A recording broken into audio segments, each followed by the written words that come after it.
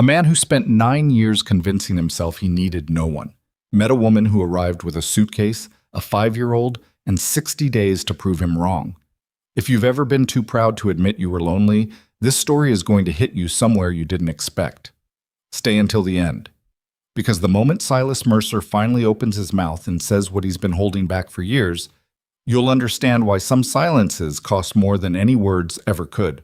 Drop your city in the comments. I want to see how far this story travels. The morning Silas Mercer rode into Harlan Creek to register his land, the sky was the color of old pewter, and the wind had teeth. He didn't like coming to town. He did it 4, maybe 5 times a year. Enough to sell pelts, restock flour and powder, collect whatever mail drifted in from a sister he hadn't seen in 6 years. The town itself made him uncomfortable in a way he couldn't fully explain. The way a man raised among mountains feels the weight of walls and rooftops pressing in from all sides. Too many people moving too fast, talking too loud, wanting things from each other. He tied his horse, a broad-chested roan named Cutter, to the post outside the land registry office and knocked mud from his boots before going inside. The office smelled of ink and wood smoke and the particular mustiness of paper that had been handled by too many people over too many years. A clerk named Dawson, a thin man with spectacles that sat crooked on his nose, looked up from behind a desk stacked with ledger books. "Mercer," the clerk said, not quite warmly. They knew each other by transaction only. "Land registration or transfer?" "Registration," Silas said. "The Eastern Ridge parcel. Government's been asking for proof of continuous occupancy." "Right." Dawson pulled out a form and dipped his pen. "You've been on that claim, what, 9 years now?" 8.5. "Alone out there?" Silas looked at him. "That's correct." The clerk wrote something, then asked a series of standard questions. Silas answered them in the same flat, efficient voice he used for everything. Age, 34. Acreage, 212. Primary income, trapping, and some hunting contracts with the fort at Millstone Ridge. Yes?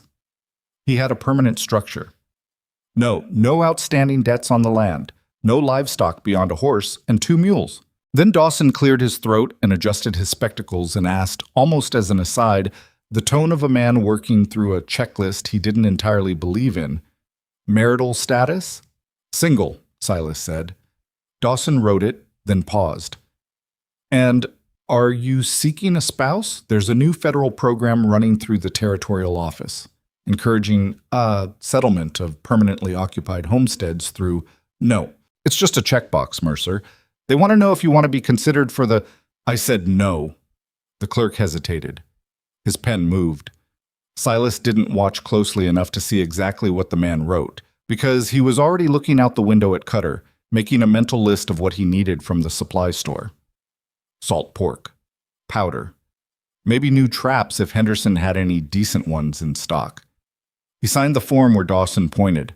He rode out of Harlan Creek 2 hours later with his saddlebags full, and didn't think about that conversation again. What?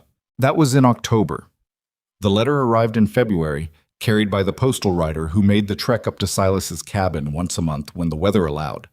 Silas saw the rider coming from a quarter-mile off, a young kid named Roy, who always looked miserable in the cold and who usually brought nothing but a circular from the territorial office and occasionally a letter from his sister Margaret in Billings. He stepped off the porch and met Roy at the tree line. "Got something official for you," Roy said, handing over an envelope sealed with a territorial stamp. "And something else." He handed over a second envelope, this one smaller, with a woman's handwriting on the front. Silas looked at both of them. "You're popular today," Roy said, which was the kind of joke Silas didn't find funny. The boy rode off before getting a response. He opened the official letter first, standing in the cold beside his porch steps. It was from the Territorial Settlement and Homestead Bureau, a department he'd never heard of, using language that seemed designed to be confusing on purpose. The short of it, once he'd read it twice, was this.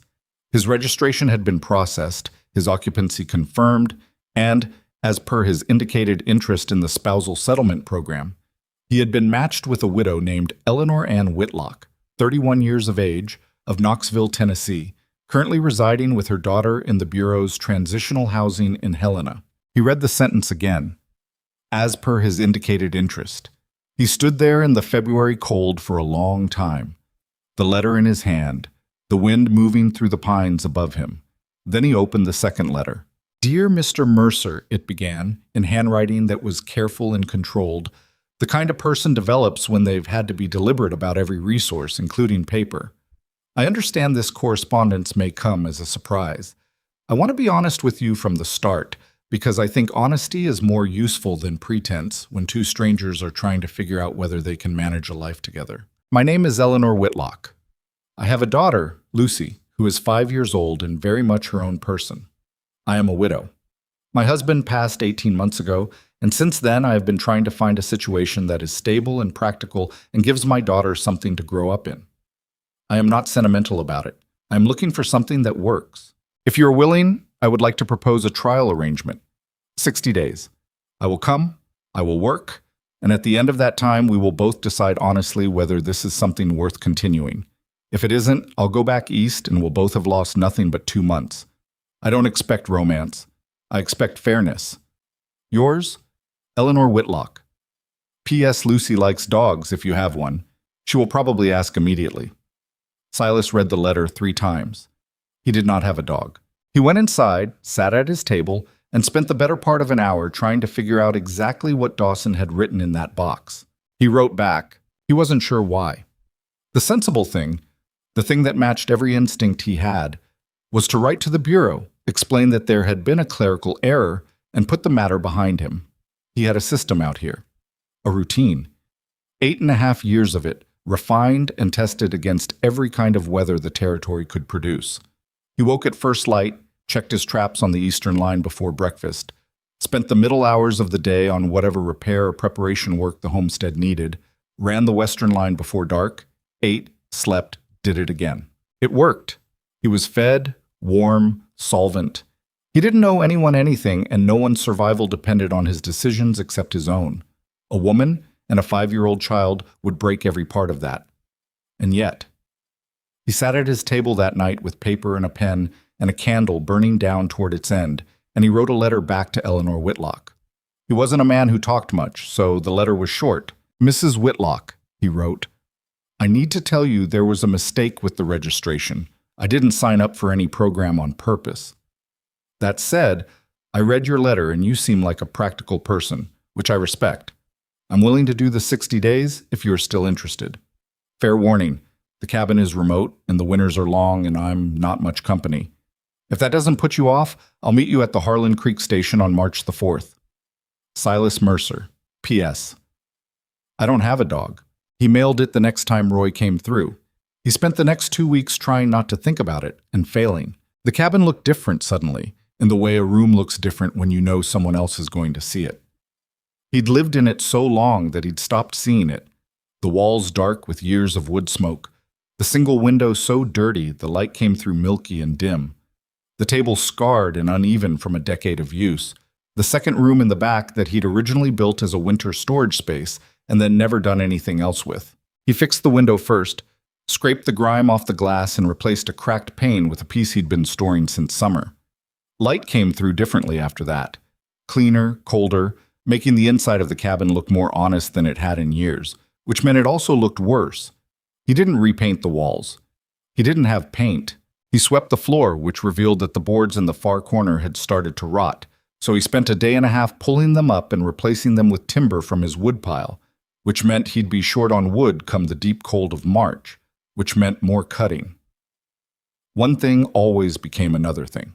He fixed the latch on the backroom door, which had been broken so long he'd forgotten it was broken. Dragged the old rope frame bed out of storage and checked it. The frame was sound, the ropes needed retying.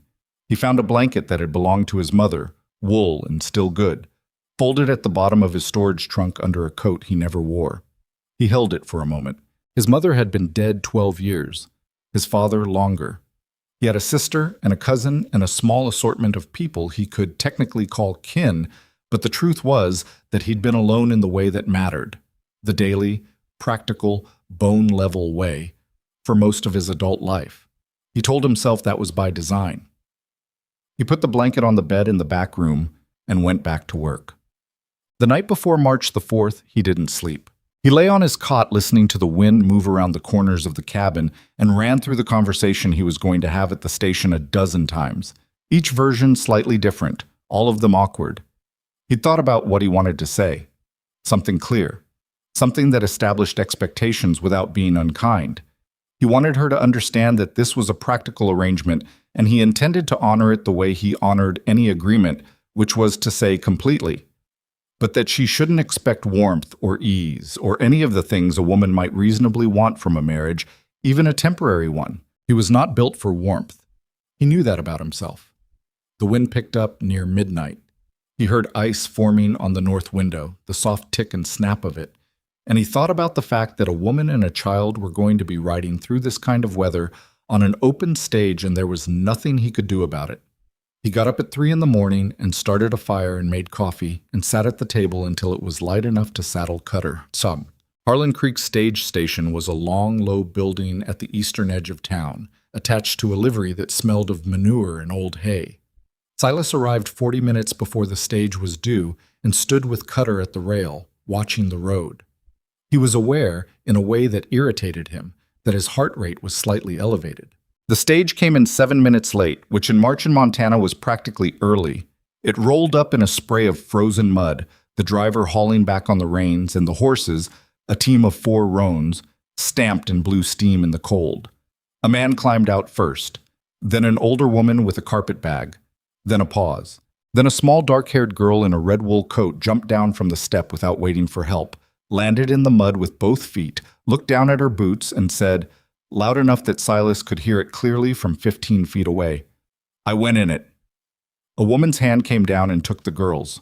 Then Eleanor Whitlock stepped out of the stage. Silas had no useful way to describe what he noticed first, because he noticed everything at once the way you notice a landscape all at once when you crest a ridge. Not details, just the whole shape of something. She was taller than he'd expected. Dark hair pulled back under a hat that was sensible rather than fashionable. A gray coat that had been good once and had been maintained carefully since. Her face was angular and composed, the kind of compose that comes from practice rather than ease. And her eyes, she was looking directly at him before he even moved, like she'd already decided which man in the small crowd was Silas Mercer and hadn't needed much time to work it out. She crossed the ground between them with the child's hand in hers. "Mr. Mercer," she said, Mrs. Whitlock. A pause. "This is Lucy," Eleanor said, looking down. Lucy was looking at Cutter. She turned and looked up at Silas with the unguarded directness of a 5-year-old who hadn't yet learned to pretend. She had dark eyes like her mother and mud on both boots already, and a small scratch on her chin that was a few days old. "Do you have a dog?" she asked. "No," Silas said. She considered this. "That's okay," she decided. "Can I pet your horse?" "Lucy, Eleanor said. "She can," Silas said, surprising himself. He watched the girl walk up to Cutter and put both hands flat on the horse's neck, not tentative, not scared, just direct. And Cutter, who didn't particularly like strangers, lowered his head slightly and exhaled through his nose. Silas looked back at Eleanor. "He doesn't usually do that," he said. Something shifted at the corner of her mouth. Not quite a smile. "She has a way with large animals," Eleanor said. "I haven't figured out how to feel about that." He didn't know what to say to that, so he didn't say anything. "Mr. Mercer," Eleanor said, and her voice was the same as her letter, careful, direct, no decoration in it. "I want to say something before we get started, so there's no confusion." "All right. I'm not here to cause you trouble. I'm not here expecting—" She paused, choosing words with the precision of someone who'd thought about this already. "I'm not expecting this to be something it isn't. I read your letter. You were honest, and I appreciated it. I'm going to work hard, and I'm going to pull my weight, and I'm going to keep Lucy from being a burden to you. At the end of 60 days, if you want us gone, we'll go. No argument." He looked at her. "That's fair," he said. "Good." She looked down at Lucy, who was now telling Cutter something in a serious whisper that neither adult could hear. "We have 2 trunks. I packed light." "I've got the wagon," Silas said. The ride to the homestead took 3 hours in good weather. In March, with the road soft from freeze-thaw and one section near the creek crossing still carrying ice on the shoulders, it took closer to 4. They didn't talk much. Eleanor sat beside him on the wagon bench, Lucy between them, wrapped in a blanket Eleanor had produced from one of the trunks, with the efficiency of a woman who had learned to anticipate problems. The mountains came up ahead of them gradually, the pines thickening on either side of the road, the sky getting bigger and more serious the further they got from town. Lucy fell asleep against her mother's arm somewhere around the second hour. "She doesn't usually sleep in the afternoon," Eleanor said quietly. "She was up before 4 this morning, excited." Silas glanced at the girl. She had her face tucked against Eleanor's sleeve, one small fist closed on the blanket edge. "About coming here?" he asked. "About everything," Eleanor said. "She treats everything like an adventure." A pause. "It's one of the better things about her. Sometimes it's exhausting." "You don't have to—" He stopped. She looked at him. "You don't have to talk," he said. "I don't expect conversation." He heard how it came out, flat, possibly rude, and felt the specific discomfort of a man who knows he has said something clumsy but cannot locate the better version of it. But Eleanor didn't look offended. She looked like she was turning it over, examining it honestly. "Is that a preference or a warning?" she asked. He thought about it. "Both, I suppose." "All right," she said, and she looked back at the road. He drove. The horses picked their way through the last bad section of road. Above them, a hawk turned wide circles in the cold air, writing something Silas couldn't see. After a while, Eleanor said, not looking at him, looking at the mountains, "What kind of traps do you run?" He looked at her. "I read that you trap," she said. "In the registration documents the Bureau forwarded." "What kind?" "Steel jaw, mostly," he said. "Some snares for rabbits. I run 2 lines, eastern and western. Mink, marten, the occasional beaver if I'm lucky." "How many traps on each line?" 30 on the east, 22 on the west. Why?" She shrugged. "I want to understand how the work runs, so I know where I fit." He didn't know what to do with that either. "You've trapped before?" he asked. "No," she said, "but I can learn things." He believed her. He wasn't entirely sure why. The cabin came into view just as the afternoon light was starting to go sideways through the pines, throwing long shadows across the snow. Silas had always thought the place looked best in that light, the log walls catching the gold in them, smoke coming from the chimney because he'd banked the fire before leaving. It looked like something out of a painting, maybe. If you didn't know that the north wall had a gap in the chinking he hadn't gotten to yet, and the porch step had been rotted through since November. He looked at Eleanor's face as she saw it for the first time. She didn't say anything. Her expression was careful and considered, taking it in the way she seemed to take in most things, without excessive reaction. Lucy woke up as the wagon stopped, lifted her head, blinked at the cabin. "Is that it?" she asked. "That's it," Silas said. She looked at it for a moment. "It's big," she said, which was not accurate. The cabin was approximately the size of a modest barn divided into 2 rooms, but he didn't correct her. He helped them down from the wagon and carried the trunks to the porch while Eleanor held the door. Inside, she stopped in the middle of the main room and turned around once, slowly. The cabin was what it was, a stone fireplace taking up most of the north wall, a table, 2 chairs, a shelf with supplies. His cot in the corner that he'd pushed against the wall and covered with a different blanket to make it look less like a cot and more like something deliberate. A row of hooks by the door with his coats and gear. The back room beyond the open doorway where he'd put the old rope frame bed and his mother's blanket. It was cleaned anyway. It smelled of wood smoke and pine and something faintly animal that probably came from the pelts stacked near the back wall. "Back room is yours," he said. "And the girls?" "I'll be out here." Eleanor nodded. "Thank you." He wasn't sure how to respond to that, so he went to check on the horses. But when he came back in, Lucy was already on the floor in front of the fireplace with her coat off, investigating a stick she'd found somewhere. Eleanor had put a pot on to heat and was unpacking something from the smaller of the 2 trunks with quick, methodical movements. "I brought provisions," she said without looking up. "Some of it's perishable, so I'll work through that first. Is there somewhere I should store the dry goods?" He pointed at the shelf. "Second shelf's mostly empty." "Good." She lifted a cloth-wrapped bundle and set it on the table and unwrapped it to reveal a loaf of bread that was miraculously still intact after however many days in transit. She set it on the shelf, then produced a smaller paper package. "Coffee," I didn't know what you had. I had some. Now you have more. He looked at her across the small cabin. You didn't have to, he started. I know, she said. I wanted to. She set the coffee beside the bread, then looked at him directly. Mr. Mercer, you offered me your home in 60 days. I don't take that lightly. I'm going to hold up my end of this. Silas looked at the bread and the coffee on his shelf, things someone had bought for him, thought about him enough to bring, and felt something move through him that he didn't examine too closely. I appreciate it, he said. Lucy looked up from her stick. Mama makes good bread, she said, with the authority of someone stating a geological fact. But not that bread. That bread is from Helena. Lucy, Eleanor said. It's still good bread, Lucy said generously. It's just not Mama's. Do you want to go outside and find a worse stick? Eleanor asked her daughter. I want to find a dog, Lucy said. There's no dog. I know. Mr. Silas told me. She looked at Silas with those direct dark eyes. Why don't you have a dog? He hadn't thought about it in a long time. I travel the trap lines alone, he said. A dog needs more looking after than I've got time for. She considered this with the seriousness it apparently deserved. If you had a dog, she said carefully, and the dog needed looking after, I could look after it. Then you'd have time. Eleanor put a hand over her face. Silas looked at the 5-year-old. I'll keep that in mind, he said. What? He made space.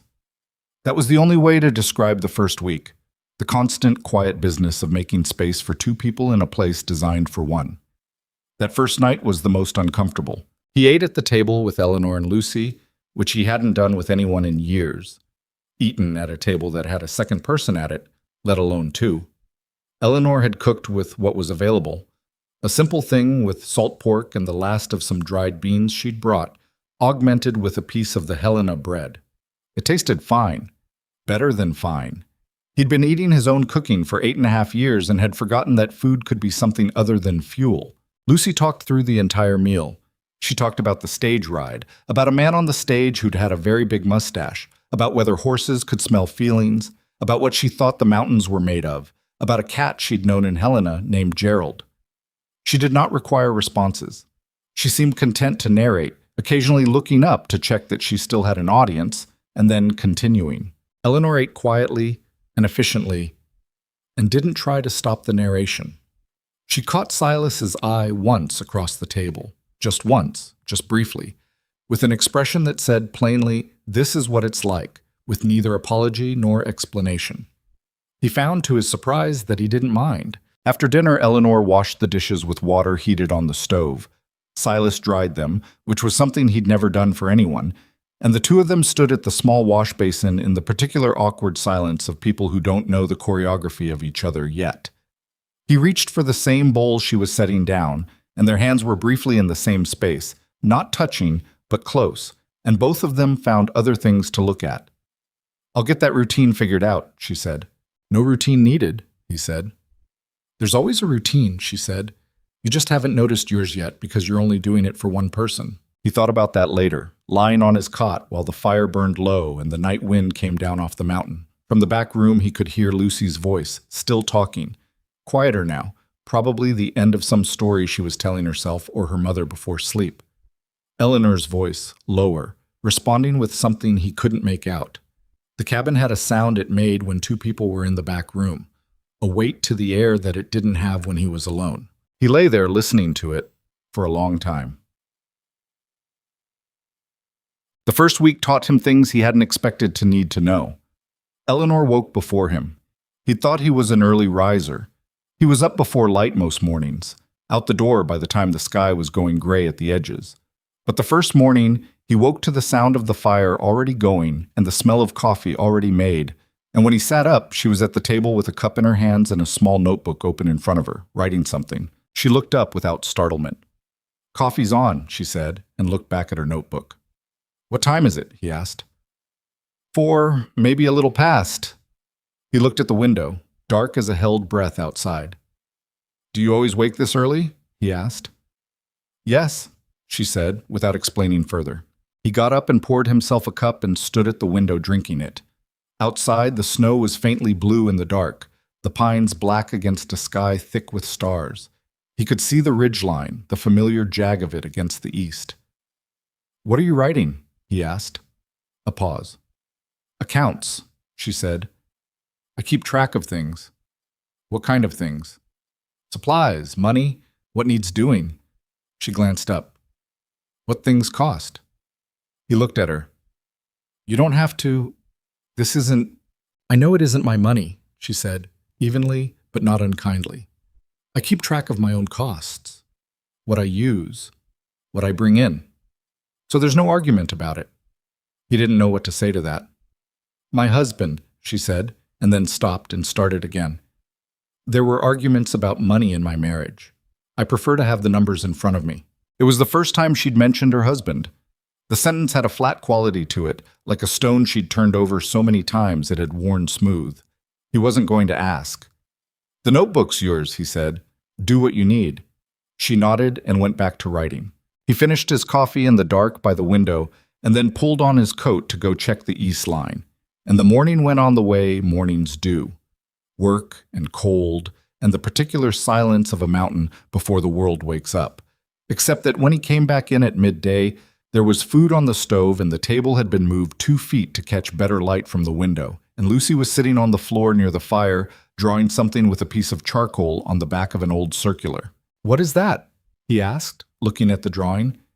She held it up. It appeared to be a horse with very large feet and a mountain behind it. "That's Cutter," she said, "and that's your mountain."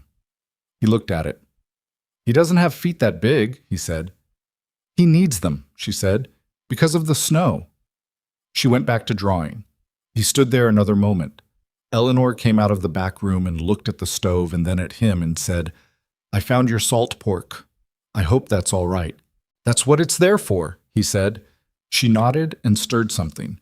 He hung up his coat and gear and washed his hands in the basin, and the afternoon went on, and it was strange how quickly something strange begins to feel ordinary. By the end of the first week, she had rearranged the supply shelf, found and repaired a blanket that had a moth hole he'd been ignoring, figured out that the draft from under the door could be stopped with a rolled piece of canvas he had in the storage corner, cooked 7 meals that were all better than anything he'd made for himself in recent memory, and identified the gap in the north wall chinking without being told about it. "I can help with that," she said, looking at the gap. It was a cold day, the wind coming in mean from the north, and he could see daylight through the crack in a way that made him obscurely ashamed. "I'll get to it," he said. "I know you will," she said. "I said I can help." He looked at her. "I've done chinking before," she said. "My family had a cabin when I was young. It's not complicated." "All right," he said. They spent a cold afternoon on opposite sides of the wall, working the mixture of clay and fiber into the gap from inside while he checked the outer face. Their communication through that task was almost entirely practical. "A little more here. Try this angle. Is that solid on your side?" The back and forth of 2 people doing physical work together, which has its own kind of conversation built into it. When they'd finished, she stepped back and looked at the wall and said, "That'll hold." "It will," he agreed. "I'll add clay to the list," she said. "The list?" She held up the notebook. He almost said something. He wasn't sure what. There was something about the notebook, about the careful accounting of it, that moved him in a way he wasn't prepared for. Not the notebook itself, but what it meant. A woman keeping careful track of her own costs so there'd be no argument. A woman who had learned that she needed to document herself, justify herself, prove that she was not a burden. He didn't say anything. He went to stoke the fire. The trouble was, once you started noticing things, you couldn't stop. He noticed that Eleanor never sat down to rest until after Lucy was asleep. He noticed that she hummed sometimes while she was working, low and under her breath, songs he didn't know, stopping if she realized he could hear her. He noticed that she read to Lucy every evening by the fire, holding the book, a battered collection of stories she'd brought from Helena, at an angle to catch the firelight, her voice going low and even in a rhythm that made the whole cabin feel slower and quieter. He noticed on the 8th day that Lucy had started calling him by just his name. It happened gradually and without announcement. The first few days it was Mr. Mercer, formal and careful, which he suspected Eleanor had trained into her. Then it became Mr. Silas, which was something in between. Then one morning she came inside from helping him water the horses. She'd started following him to the barn in the mornings, something he hadn't discouraged and wasn't sure how he felt about. And she looked at her mother and said, "Silas says it's going to snow again," with the ease of someone who'd been saying that name her whole life. Eleanor looked at him. He shrugged. "She decided that on her own," he said. "She does most things on her own," Eleanor said. He noticed that Eleanor said that with an equal measure of pride and something else, something tired and complicated, the way you talk about a quality in someone you love that costs you as much as it gives you. He thought, not for the first time, about what it must have been like. A widow with a 5-year-old in territorial housing in Helena, trying to build something out of what was left after whatever had ended her marriage and left her alone. He didn't know the specifics and hadn't asked. The husband was dead. There had been arguments about money. The rest he could only guess at, and he wasn't sure guessing was his right. But he noticed things. He noticed she was careful with the firewood, more careful than necessary, always making sure the stack inside was replenished before it got low, the way someone does when they've been cold at some point in a way that left a mark. He noticed she checked the food stores every few days with the same methodical attention, the same notebook. He noticed she kept Lucy's good coat on a specific hook and checked the buttons on it regularly, small things, the constant work of a woman making sure that the most important thing she had didn't fall through the cracks. He didn't say any of this. He wasn't built for saying things like that, but he noticed. The first major storm came at the end of the second week, which was early but not surprising for Montana. The sky went yellow-gray in the afternoon, the kind of yellow that means business, and Silas came in from the west line early and told Eleanor to bring in extra wood and make sure the livestock were secured. "How bad?" she asked, looking out the window. "Bad enough," he said. She didn't ask more questions. She pulled her coat on, and they spent the next 2 hours in the kind of pre-storm preparation that is its own form of conversation. Hauling wood, banking the animals, checking every latch and seal on the cabin, filling every available container with clean water from the well before it froze. Lucy, under strict instructions to stay inside, could be seen through the window peering out with her face pressed to the glass, watching them. The storm hit just after dark. It was a hard one. The wind came out of the northwest with real intention, driving snow horizontal, rattling the cabin in a way that made the walls feel thin. The fire burned high, and Silas fed it carefully, aware of the woodpile, calculating. Eleanor sat with Lucy in front of it, the storybook out, her voice steady against the sound of the wind. At some point, Lucy fell asleep pressed against her mother's side, and Eleanor kept reading for a moment before she realized and closed the book. Silas was at the table, working on a trap that needed a new spring mechanism. The cabin made its sounds, the wind, the fire, the occasional pop and settle of the logs. "How often does it get like this?" Eleanor asked. "Few times a winter," he said. "Sometimes worse." She looked at the shuttered window. "I'm not scared of it," she said. This didn't sound like bravado. It sounded more like she was telling herself something she wanted to be true and checking to see if it still was. "It's a reasonable thing to be scared of," he said. She looked at him. "I've been through a dozen winters here," he said. "I've been scared of it a few times. When I didn't have the wood in, or the cabin was in worse shape than it is now. It's smart to know what it can do." She was quiet for a moment. "What do you do when you're scared of it?" He thought about it honestly. "Work," he said. "There's always something you can do. Even in the storm, there's something. You keep doing things and it gives you somewhere to put the scared." She looked at the fire. Lucy breathed slow and even against her side. "That's good advice," she said. "I think I've been doing that for a while." "Figured," he said. She looked at him then with something in her face that wasn't quite surprise but was close to it. The look of someone who had said more than they intended and found, against expectation, that it had been received without damage. He looked back at the trap mechanism and kept working. The storm lasted 3 days. By the time it broke, they had been inside together for 70-some hours, the 3 of them in 2 rooms, and somewhere in those 70 hours, without any announcement or agreement, something had shifted. The distance had gotten smaller. Not gone. Silas was still Silas, still quiet, still more likely to show something by doing it than by saying it, but smaller. He taught Lucy to play a card game on the second day, an old game his father had taught him, whose name he'd forgotten. something with counting and strategy that Lucy took to with alarming speed and beat him at twice by the third day. He fixed Eleanor's notebook with a piece of leather cord when the binding started to pull apart, while she was asleep, and left it on the table without saying anything about it. On the morning the storm broke and the sun came back hard and brilliant off 2 feet of new snow, Lucy burst out the front door before anyone could stop her and went face first into the nearest drift, came up coated in white, laughing so hard no sound came out. He looked at Eleanor. Eleanor was standing in the doorway looking at her daughter in the snow, and she was smiling. Really smiling, not the careful, restrained thing she mostly did, but something unguarded and open and completely without reserve. And Silas looked away quickly, the way you look away from something that's too bright. He went to check on the horses. He stood in the barn with Cutter for a long time, listening to the muffled sounds of Lucy shrieking in the snow outside, and he told himself very clearly and firmly that he was not going to be foolish about this.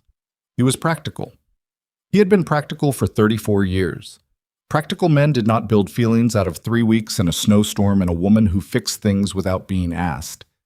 He told himself this. He did not entirely believe it. The weeks ran on. The arrangement held. And somewhere between the first week and the 5th, Silas Mercer, a man who had chosen his loneliness deliberately and defended it for nearly a decade, found himself doing something he didn't have a name for, something that happened in the margins of days, in the space between one task and the next, in the moment before sleep when the cabin had a sound it didn't used to have, and he lay there listening to it. He found himself looking forward to coming home. He didn't examine that too closely. A man who has spent enough years alone knows how to keep himself from examining certain things. It's a survival skill in its way, not so different from knowing which snow is safe to walk on and which will give way. You learn to feel the ground before you put your weight on it. So he worked his lines and fixed his traps and cut wood and came home to a lit fire and food on the stove, and Lucy telling him things with the urgency of someone reporting important news, and Eleanor moving around the cabin with the particular ease of a woman who had stopped being a guest and hadn't yet decided what else she was. And the 60 days counted down. And Silas kept his mouth shut and his feelings nailed down and told himself he was being practical. He was very good at lying to himself. He always had been. The 38th day was when Silas first noticed the problem with the window latch on the east side of the cabin, which was also, though he didn't know it yet, the day he stopped being able to pretend he wasn't paying attention to Eleanor Whitlock in ways that went beyond practical necessity. The latch was simple enough. The pin had worn loose in its socket, so the window drifted open in wind. He'd noticed it that morning when a gust came through and lifted the edge of the oilcloth Eleanor had put over the supply shelf, scattering her notebook and the small collection of things she kept organized on the far end of the table. He crossed the room and pushed the window shut and bent the pin back into place with a pair of pliers, a 2-minute job. But while he was standing there, he saw what was on the table. She'd been organizing by season. He could see it in the notebook, which had fallen open. A column for what they had. A column for what they'd need by April. A column with small, careful calculations in the margins. Next to it, she'd laid out the dry goods in a specific order he hadn't noticed before. The things that would last longest pushed to the back. The things that needed using arranged toward the front. She'd done this without saying anything about it, without asking him to appreciate it or even notice it. She'd just looked at the problem of winter supplies the way she looked at every problem, directly, practically, and then she'd fixed it. He stood there holding the pliers and looking at the table, and something settled in his chest like a stone finding the bottom of cold water. He put the pliers down and went outside before he did something inconvenient like think about it. Why? The 38th day was also the day Lucy decided she was going to help him run the East Trap Line. This was not a decision Silas had been consulted on. He came in at noon to find Lucy sitting on the bench by the door with her boots already on and her coat buttoned to the neck, with the focused expression of someone who had made a determination and was simply waiting for the rest of the world to catch up. "I'm coming," she said. He looked at Eleanor, who was at the stove and who gave him a look that said plainly, "I already tried." "It's 4 miles," he said to Lucy. "I know," she said. "There's ice on the creek crossing." "I'll hold your hand," she said. He didn't have a response to that. He looked at Eleanor again. Eleanor was very focused on the stove. "She won't slow you down as much as you think," Eleanor said to the pot in front of her. "She's walked further than that before." Silas looked at the 5-year-old on the bench who was watching him with those direct dark eyes, entirely prepared to wait him out. "All right," he said. Lucy stood up immediately, no triumph in it, just the swift practicality of someone who'd known they were going to win and was already moving on to the next thing. They walked the east line. Silas set the pace deliberately slower than he normally would and told himself it was because of the ice, which was partially true. Lucy walked beside him without complaint through the trees and the cold, her breath coming in small clouds, watching everything. She asked questions about every trap, what it caught, how it worked, why this spot and not that one. He answered all of them, more fully than he expected to. "Does it hurt them?" she asked at the 4th trap. "A mink trap, currently empty." He was quiet for a moment. "Fast ones don't," he said. "I try to run the line before too much time passes, so if something's caught, I get to it." She thought about this with the seriousness she brought to most things. "But sometimes you don't get there in time," she said. "Sometimes," he said. "Does that bother you?" He looked at her, a 5-year-old standing in the snow between 2 pine trees, asking him a real question. "Yes," he said. "It does." She nodded, satisfied with the honesty of it. "Okay," she said, and moved on to the next trap. At the creek crossing, which did have ice on the shoulders but not as bad as he'd made it sound, she reached up and took his hand without preamble, walked across with him, and then let go on the other side with the same matter-of-factness. No ceremony.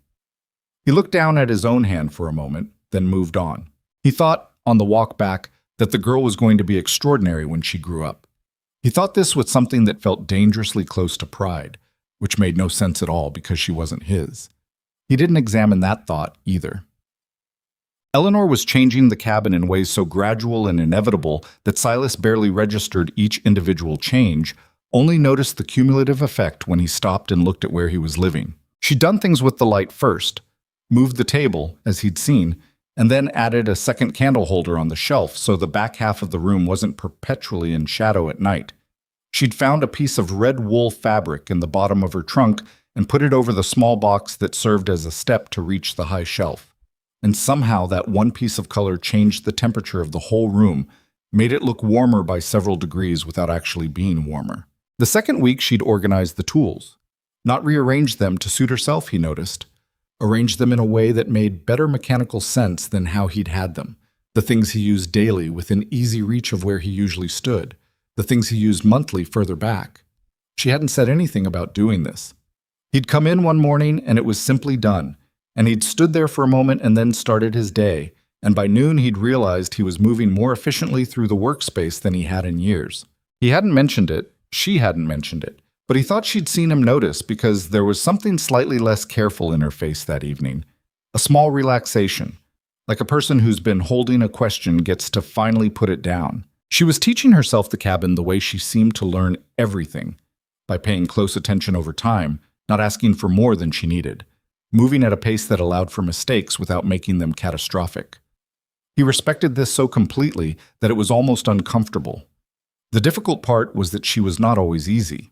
There were mornings she woke in a mood that she didn't explain and didn't excuse, just moved through the day with something compressed and closed in her face that said not today without words. On those mornings she was still efficient, still did the work, but she was also somewhere else at the same time. Somewhere Silas couldn't see and hadn't been invited. He learned by the 3rd week to give her those mornings without comment. He'd take his coffee early and head to the barn and let the cabin be hers for an hour. He'd heard her cry once in the back room after she thought he was asleep. Not a lot. Not the kind of crying that needs responding to, but the quiet, contained kind. The kind you do when you've been holding something all day and night is the only time you have to put it down. He'd lain on his cot and stared at the ceiling and felt completely useless, which was not a feeling he was accustomed to, and eventually the sound had stopped and the cabin had gone quiet again. He never said anything about it. He didn't know what he would say. He started cutting extra wood the next morning, more than they needed. He didn't examine why.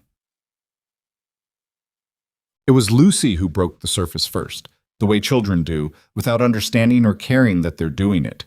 They were at the dinner table, the 3 of them, a Thursday night in the 5th week.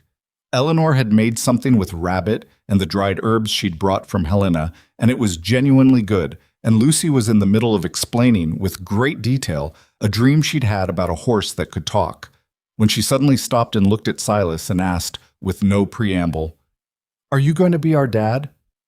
The table went quiet. Silas looked at his plate.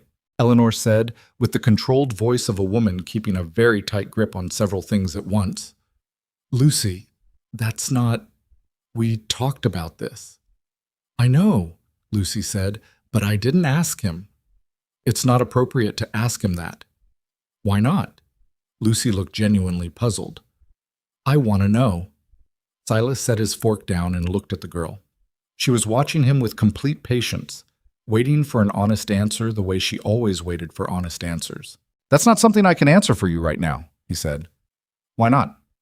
"Because I don't know yet," he said, "and I don't think it's fair to tell you something when I'm not sure of it myself." Lucy thought about this. "That's okay," she said. "Margaret at my old school's dad said he'd come to her recital and he didn't.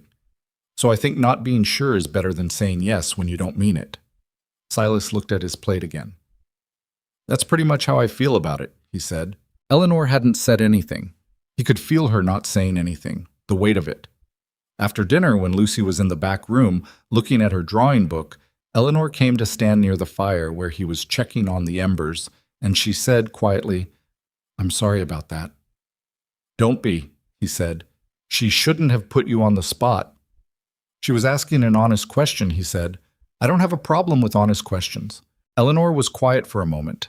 He could feel her beside him, not quite looking at him, the way she did sometimes when she was working out what she actually wanted to say versus what was easier. "She's gotten attached to you," Eleanor said finally. "I want you to know that I see it happening, and I haven't been trying to..." She stopped.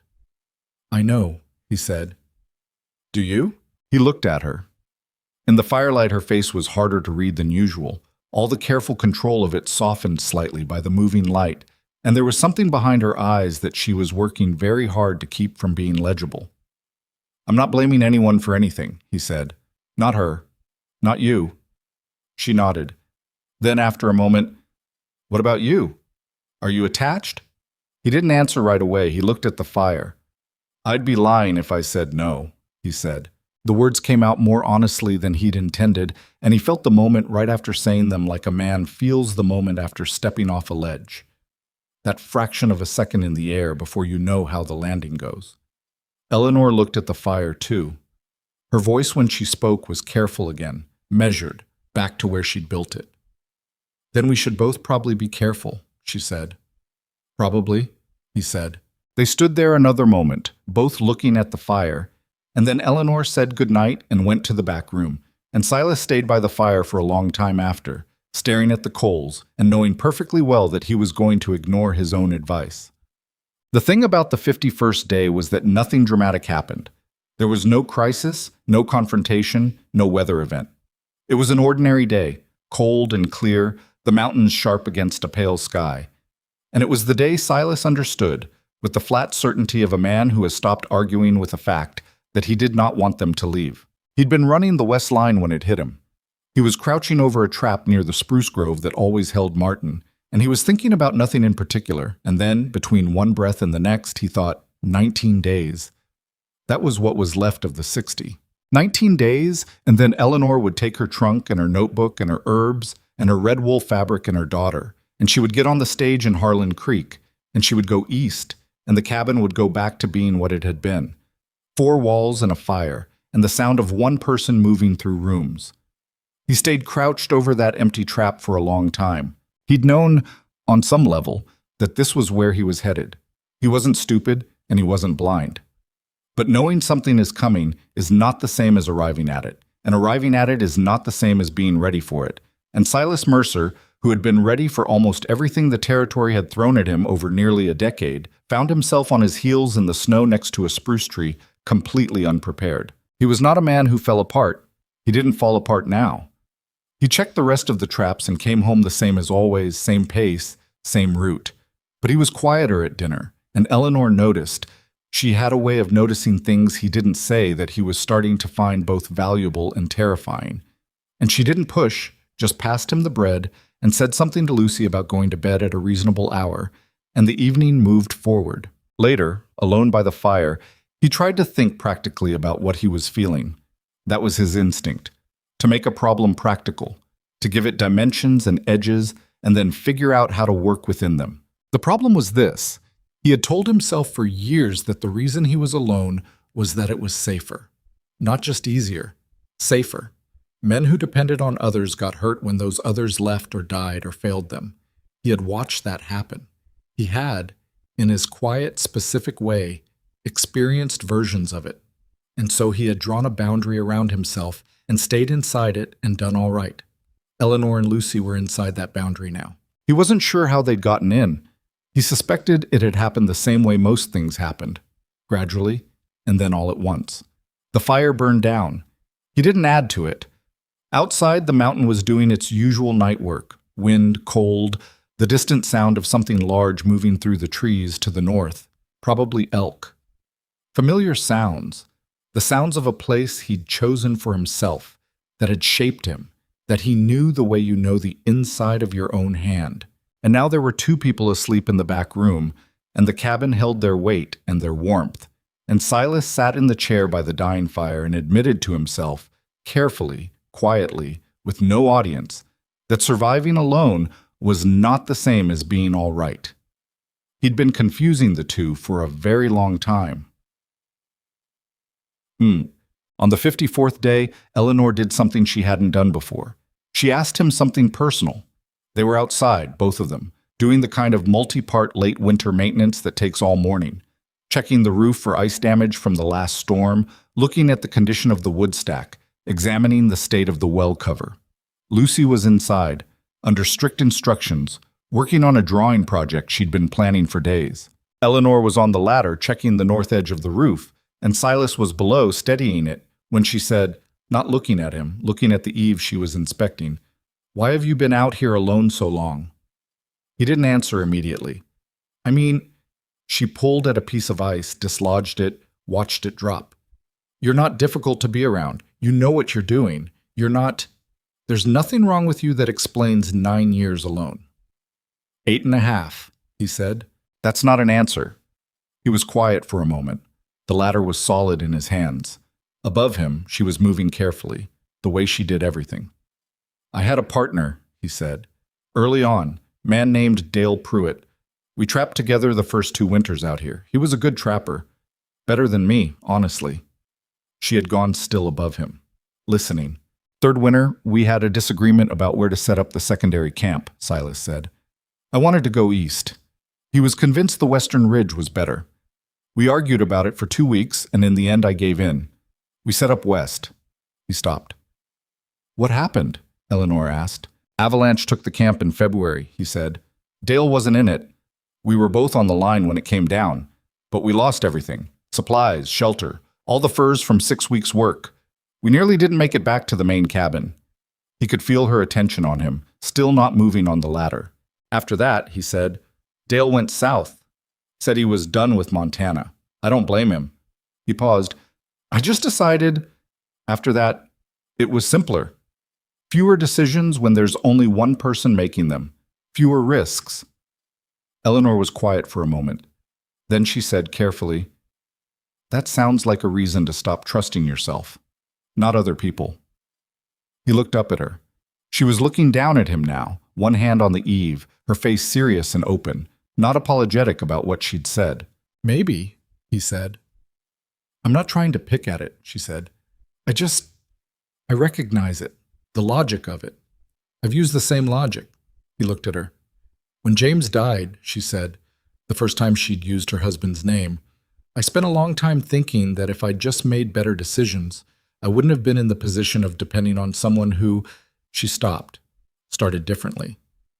"I made myself very self-sufficient," she said. "I got good at not needing things." "I can see that," he said. "The problem," she said, "is that getting good at not needing things starts to feel like strength. And after a while, you can't tell the difference between not needing and not allowing yourself to need. And those are very different things." He held the ladder. The cold moved through his coat. "You're talking about yourself," he said. "I'm talking about both of us," she said. She went back to checking the eave. He steadied the ladder. They didn't say anything else about it, and they didn't need to, and the work went on, and the morning went on, and when they came back inside, Lucy had drawn a picture of the three of them standing in front of the cabin with the mountain behind them. Large, inaccurate, completely confident, and had put it on the table for them to find. Eleanor picked it up and looked at it for a long moment. Then she set it down carefully and went to put water on for coffee. Silas looked at the drawing, 3 shapes, one very small, one medium, one tall, standing in a row. Lucy had given the tall one a hat that looked nothing like any hat Silas owned. She'd given the medium one a notebook. He left the drawing on the table where Lucy had put it. He did not move it. On the 57th day, Eleanor told Lucy that they would be leaving soon, and Lucy cried for the first time since she'd arrived. Silas was in the barn when it happened. He heard it from there. Not the words, just the sound of it, muffled by walls and distance. The particular pitch of a child being told something she doesn't want to hear. He stood in the barn and looked at Cutter and didn't go inside. When he came in an hour later, Lucy was at the table with red eyes, drawing again. Her jaw was set with the determination of a person who has cried and decided that's finished now. Eleanor was at the stove, her back to the room, her shoulders carrying something that wasn't visible from the front. He hung up his coat. He stood at the basin and washed his hands. He looked at the back of Eleanor's head. "You told her," he said. "It's better she has time," Eleanor said. Her voice was flat and contained, the same voice she'd used the morning she arrived at the stage station, the voice that meant she'd made a decision and locked it. "She's upset," he said. "I know." "You don't seem—" He stopped. She turned around. Her face was the composed, angular face it always was, but something around her eyes told a different story, something compressed and controlled that he recognized because he'd been doing the same thing to himself for weeks. "I'm handling it," she said. "I know you are," he said. "I didn't say you weren't." She looked at him for a moment. Then she turned back to the stove. He sat down at the table near Lucy. Lucy didn't look up from her drawing. "I don't want to go," Lucy said to the paper. "I know," he said. "Mama says we have to." He looked at Eleanor's back. He thought about 19 days, which was now 3, because somehow the 57th day had arrived before he'd come to any conclusion about himself, before he'd figured out what a practical man was supposed to do with feelings that had turned out to be bigger than he'd budgeted for. He looked at the drawing Lucy was making. Another horse. Big feet again. "Can I keep this one?" he asked. Lucy looked up, surprised. "When you go," he said. "Can I keep one of your drawings?" She stared at him. Then, unexpectedly, her chin wobbled once, and then she tightened her jaw the same way her mother tightened hers, a gesture so familiar from so many weeks of watching Eleanor that it hit him somewhere behind the ribs. "Yes," Lucy said. "You can have all of them." He nodded. "I'll pick my favorites," he said. "You need to keep some." She went back to drawing. He sat there, and the fire burned, and Eleanor cooked in silence. And outside, the mountain did what mountains do, stayed exactly where it was, cold and patient and indifferent, waiting for whoever was going to be here in the spring. The question was who that was going to be. Silas didn't know yet, but he was running out of time to figure it out. And for the first time in years, being alone with the decision didn't feel like a relief. It felt like standing outside in the dark, knowing there was a door behind you, and not being able to make yourself turn back and knock. The 58th day started the same as every other day had started, which was the thing about it that made everything worse. Silas was up before 4. Fire going, coffee made, boots on, by the time the sky started doing anything at all with color. He checked the east line alone. Lucy had stayed inside the last 2 mornings, quieter than usual, doing her drawings with a focused intensity that had a sadness in it he couldn't look at directly. Eleanor had been the same, efficient, present, saying everything that needed saying and nothing that didn't. He ran the line in less than 2 hours and came back to find Eleanor outside, standing at the edge of the porch in her coat with her coffee cup in both hands, looking at the mountains. She heard him coming and didn't turn around. He stopped at the bottom of the porch steps. "Good morning," he said. "Morning," she said. He looked at her profile. The pale winter light was coming in flat, and even from the east, and it caught the angle of her face clearly. Jaw set, eyes somewhere out on the mountain, the careful and composed expression she wore like armor over whatever was actually moving through her. He went inside and took off his coat and poured another cup of coffee, and stood at the table and looked at Lucy's drawings, which had migrated from one corner of the table to most of the flat surfaces in the cabin over the past week. Horses, mountains, 3 figures in a row, one drawing she'd made of the East Creek crossing, recognizable because of the bent pine that leaned over it, which she'd drawn with surprising accuracy for someone who was 5. He picked that one up. He heard Eleanor come back inside behind him. "I'd like to talk to you," she said. He set the drawing down and turned around. She was standing just inside the door, cup in hand, still in her coat. Her face was the careful face, but her eyes, up close, were doing something different. There was a decision in them, already made, the kind of decision you can see in someone when they've been carrying it for days and have finally set it where it needs to go. He knew what it was before she said it. "I think we should arrange the stage for tomorrow," she said. "Lucy and I." He was quiet. "The 60 days aren't up until the day after," she said. "But I think it's cleaner. Not to drag the last 2 days out when we both know how the count ends." He looked at her. "Do we?" he said. It wasn't quite a question. She heard the difference. "Mr. Mercer." She stopped. Used his name differently, the way she had in the first weeks, before it had become something easier between them. "Silas, you've been fair to us. You've done more than was asked of you, and I want you to know that I see that.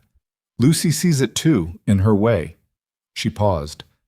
"But I'm not going to put you in a position where you feel obligated to—" "Who said anything about obligation?" he said. She met his eyes.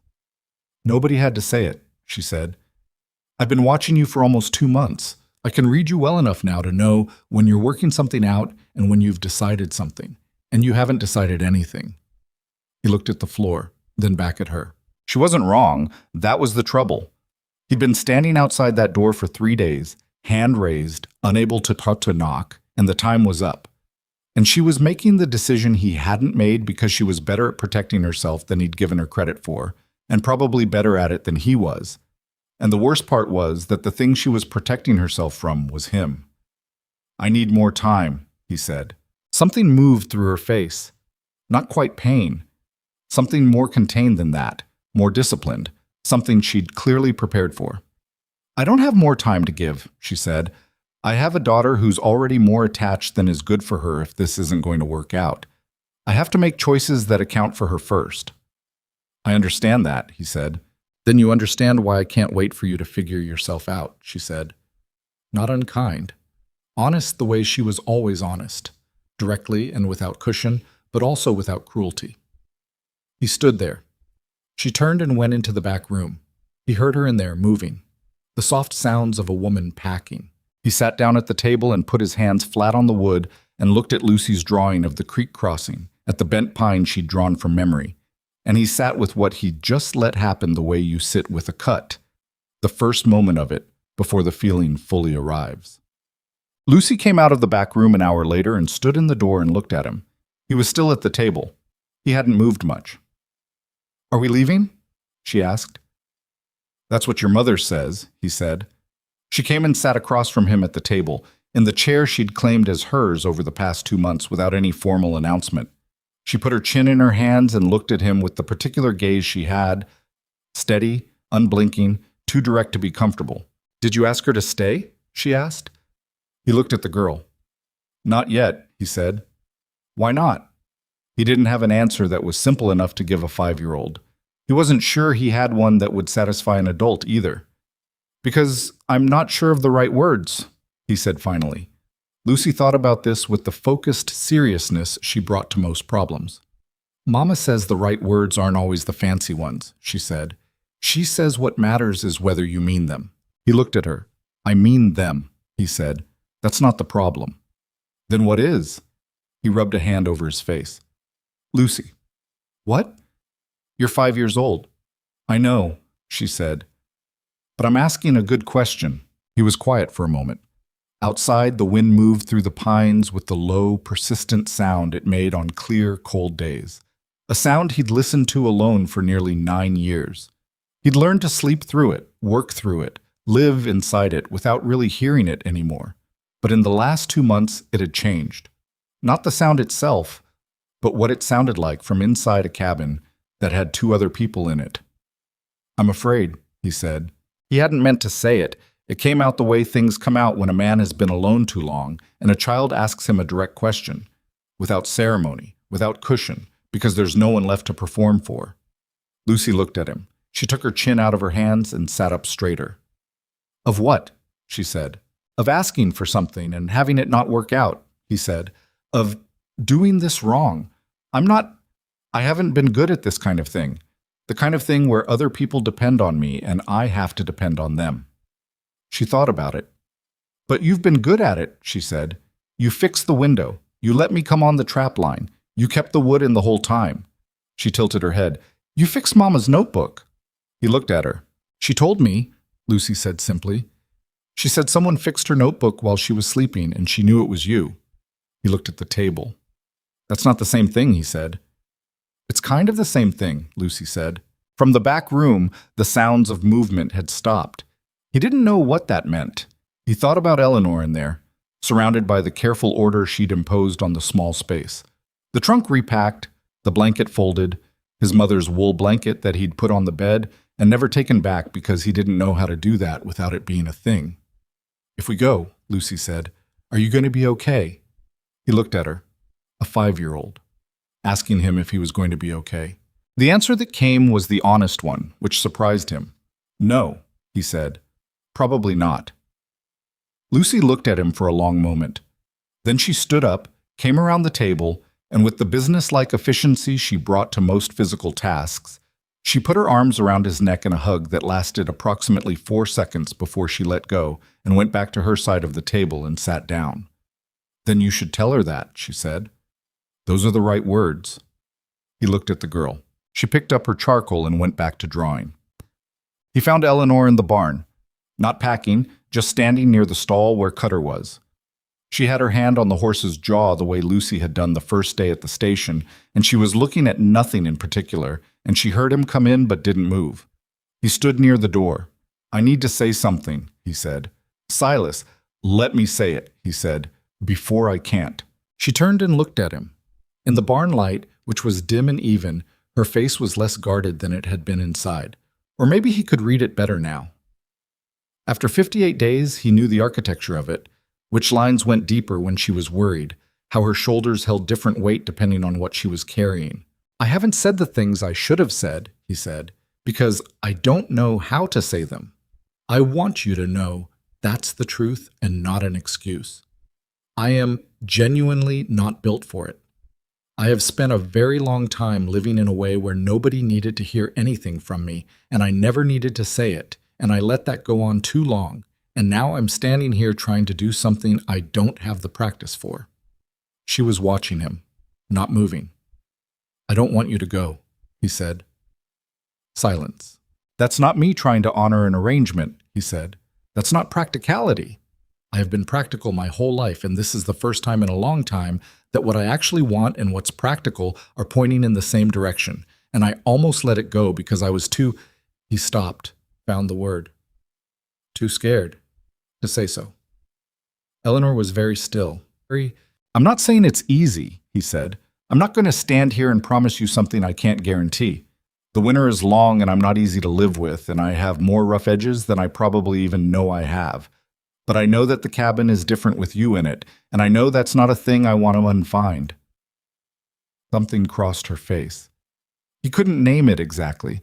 It was too many things at once. You had 2 months, she said. Her voice was quiet, not accusing, just honest. Why now? Why not 3 days ago? A week ago? Because I was afraid, he said. The same reason I told Lucy. She blinked. You told Lucy? She asked, he said. She's hard to lie to. Eleanor looked at him, and for a moment the composed face cracked the smallest amount. Not a lot, just a hairline, the kind of crack that lets light through without letting the whole wall come down. She asked me if I had a dog, he said, the first day. I told her no. She told me she could take care of it if I got one. She was 5 years old and she was already solving problems for me. Eleanor's voice was very controlled when she said, She does that. I know, he said. She gets it from somewhere. Eleanor looked away, looked at Cutter. He watched her jaw tighten and then release. the visible effort of a woman who had built herself into something self-sufficient and strong and was standing in a barn being asked to let someone else matter, which was the specific kind of risk that strong people find hardest. "I made a decision this morning," she said. "I don't make decisions lightly. I spent the last 3 days watching you and trying to figure out if you wanted us here or if you were just being decent about the arrangement, and I couldn't tell, and when I can't tell, I make the safe choice." "I know," he said. "That's why I'm telling you now." "It might be too late," she said. "It might be," he said, "but I'd rather know that than not say it at all." She turned and looked at him fully then. He stood in the cold barn doorway with his hat in his hands and looked back at her. And he didn't try to make himself look like anything in particular. He was a 34-year-old trapper with cold in his coat and a bad habit of silence and more years of loneliness behind him than he'd like to count. And he had stood at this same barn every morning for nearly 9 years, and he was standing in it now saying something that cost him more than most things had ever cost him. He thought she could see all of that. He hoped she could. She didn't answer him right then. That was the thing about Eleanor. She didn't do anything fast that she'd decided to do carefully. She looked at him for a long moment, and then she said, "I need to think." And she walked back to the cabin, and he stood in the barn with Cutter for a while, the horse breathing warm air against his hand, the cold settling into the afternoon the way it did this time of year, patient and inevitable. He was good at waiting. He'd spent his life at it. But this kind was different. This was the kind of waiting where you know the outcome matters, and you can't do anything to influence it, which is the specific kind of helplessness that a man like Silas Mercer is least equipped to handle, because it requires him to simply stand still and let something unfold on someone else's timeline. He stood in the barn until the light started going sideways, and then he went back inside. Lucy was at the table with her drawings. Eleanor was at the stove. The cabin was doing the thing it had been doing for nearly 2 months, holding the three of them in its 4 walls like a place that had decided it was something more than 4 walls. And Silas hung up his coat and washed his hands and sat at the table, and nobody said anything about what had happened in the barn. They ate dinner. Lucy talked about whether or not elk could swim. Eleanor ate in the same focused silence she always did. He passed her the bread when she reached for it, and their fingers touched at the edge of the cloth, and neither of them moved immediately, just a half-second longer than necessary. And then she took the bread and he looked at his plate. After Lucy was in the back room, they were alone by the fire the way they'd been alone by the fire on dozens of evenings. Him on one side with something to fix or do with his hands, her with the notebook or a piece of mending. But tonight, she wasn't writing anything. She was just sitting there, her notebook closed, looking at the fire. He fixed a loose rivet on a trap spring, or tried to.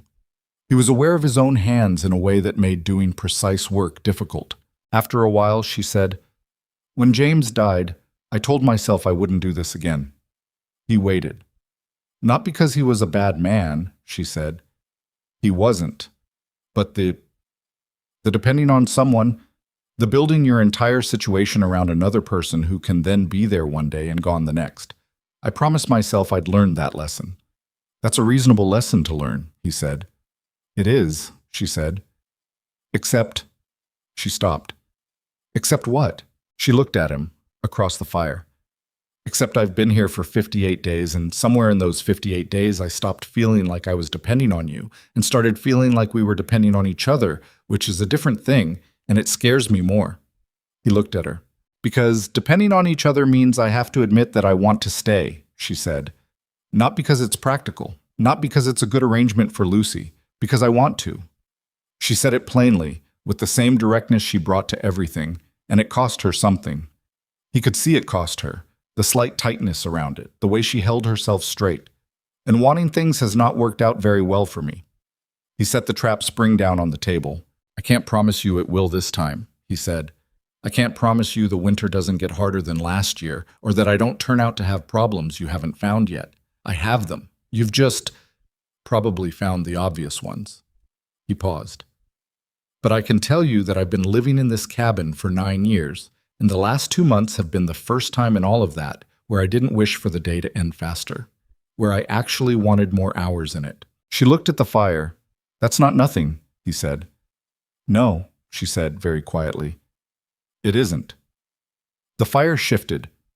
A log settled, sending up a brief cascade of sparks that died before they reached the chimney.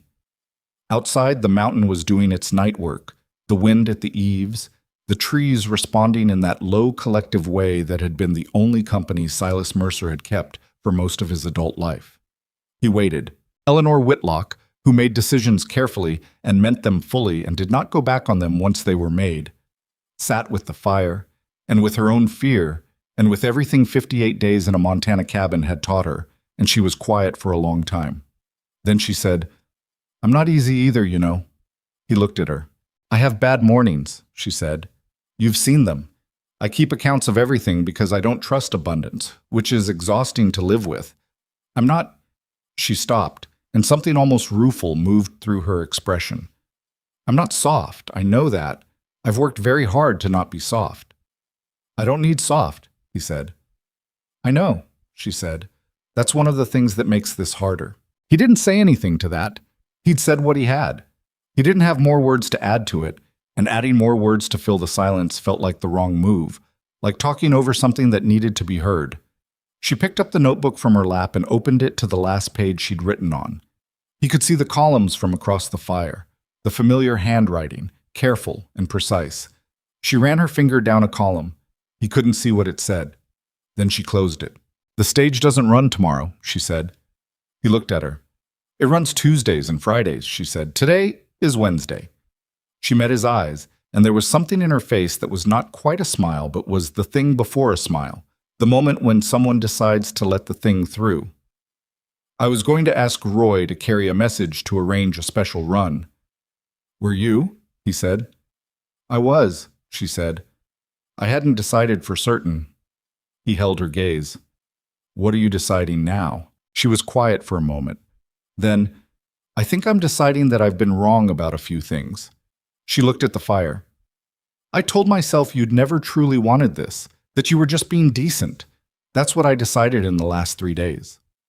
"And now?" "And now," she said, "I think maybe I was deciding that because it was easier than the alternative." "What's the alternative?" he asked. She looked at him steadily.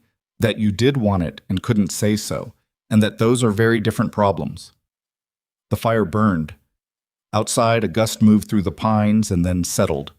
He thought about what to say, and then he stopped thinking about what to say because he was doing the thing he always did, reaching for the precise construction, the measured response, treating words the way he treated everything, like something to be managed rather than something to mean. "Eleanor," he said. She looked at him. "Stay," he said. Just that. One word, no architecture around it. Her throat moved. She looked at the fire for a long moment. Then she looked back at him. "Okay?" she said. He breathed. The word went through him the way the first real warmth goes through after a long cold. Not comfortable, not smooth, nothing like smooth. Just real and sudden, and something he hadn't known how badly he'd needed until he had it. They sat by the fire a while longer without saying much. At some point, she opened the notebook and wrote something in it. And he didn't ask what. At some point, he went back to the trap spring and actually fixed it this time, his hands steadier than they'd been all evening. When she stood to go to the back room, she stopped near his chair and looked down at him. "For what it's worth," she said quietly, "I didn't want to go." He looked up at her. "I know," he said. She went to bed. He sat by the fire for another hour, long after it had burned to coals, and he looked at the room around him. The tool shelf she'd reorganized, the candle holder she'd added, the red wool on the box by the window, Lucy's drawings spread across every flat surface they'd slowly colonized over 8 weeks. The cabin that had been one shape for 9 years and had become a different shape so gradually he hadn't seen it until it was already done. Outside, the mountain sat where it had always sat, cold and enormous and entirely indifferent. The same mountain that had watched him survive alone season after season, that had taken his isolation as simply another feature of the landscape. He looked at it through the window for a while. Then he banked the fire for the night and went to his cot. He lay there listening to the sounds of 2 people sleeping in the back room. He was not going to make promises to himself about how this was going to go. He was not built for that kind of thing. The grand interior declaration, the vow, the clean resolution. He'd tried to build his life on things that held their shape under pressure, And the only things that held their shape under pressure out here were things that were true. So he held on to what was true. Eleanor was still here, Lucy was still here, the cabin had their weight in it, and in the morning, whatever morning held, they would all three still be on the same side of the same door. That was enough. For now, that was enough. He closed his eyes. He slept better than he had in 3 days. The morning after was ordinary in all the ways that mattered. Silas was up before 4. Fire going, coffee made, boots on, the same sequence it had always been. But when Eleanor came out of the back room at 4:30, earlier than usual, which meant she hadn't slept much either, and found him at the table, neither of them said anything about the night before right away. She poured coffee. She sat at the other end of the table with her notebook. He watched her open it to a fresh page and write something at the top, and he didn't ask what. After a while, he said, "I was thinking about the spring." She looked up. "The East Line needs a new anchor post at the 3rd station," he said. "The wood's been rotting since fall. I've been putting it off." She looked at him steadily. "All right. And the north wall is going to need another pass at the chinking before it gets warm. What we did held through the winter, but it won't hold another one." "I know," she said. "I've been watching it." He wrapped both hands around his cup. "I'm not good at this," he said, "talking about things that aren't concrete." "I've noticed," she said without heat. "I just want you to know that when I'm talking about the East Line post and the chinking," he said, "I'm also talking about other things." She was quiet for a moment. Outside the window, the sky was still fully dark, the mountains invisible behind it. "I know that too," she said. He nodded. That was enough. He drank his coffee, and she wrote in her notebook, and when Lucy came out an hour later, still half asleep with her hair pushed to one side, she looked at both of them at the table, and something in her small face went visibly and completely calm. The way a child's face goes when the thing they've been worried about without knowing how to name it has resolved itself. She didn't say anything about it. She climbed onto her chair and put her head down on her arms and went back to a light doze. And Eleanor reached over without looking up from her notebook and straightened the collar of Lucy's nightgown, and the morning went on. On the 61st day, one past the arrangement, which nobody mentioned, Silas rode into Harlan Creek alone. He had business at the land office, which was true. He also had something else he needed to think about without the pressure of 2 people in close proximity, which was also true, and he was honest enough with himself to admit that both things were the reason for the trip. The land office took 20 minutes. He filed a supplementary registration form, answered Dawson's questions in the same flat economy he always used, and turned to go. "Heard you had company out at your place," Dawson said. Silas stopped at the door. "The bureau match," Dawson said. He wasn't being unkind about it, just informational, the way small-town men discuss facts that have circulated without requiring anyone to actively spread them. "The widow and her girl." "That's right," Silas said. "How'd that go?" Silas turned around and looked at him. "Well," he said, "it went well." Dawson looked faintly surprised, as if he'd been expecting a different answer. "Good," he said. "Good. The program. Some of those work out, some don't.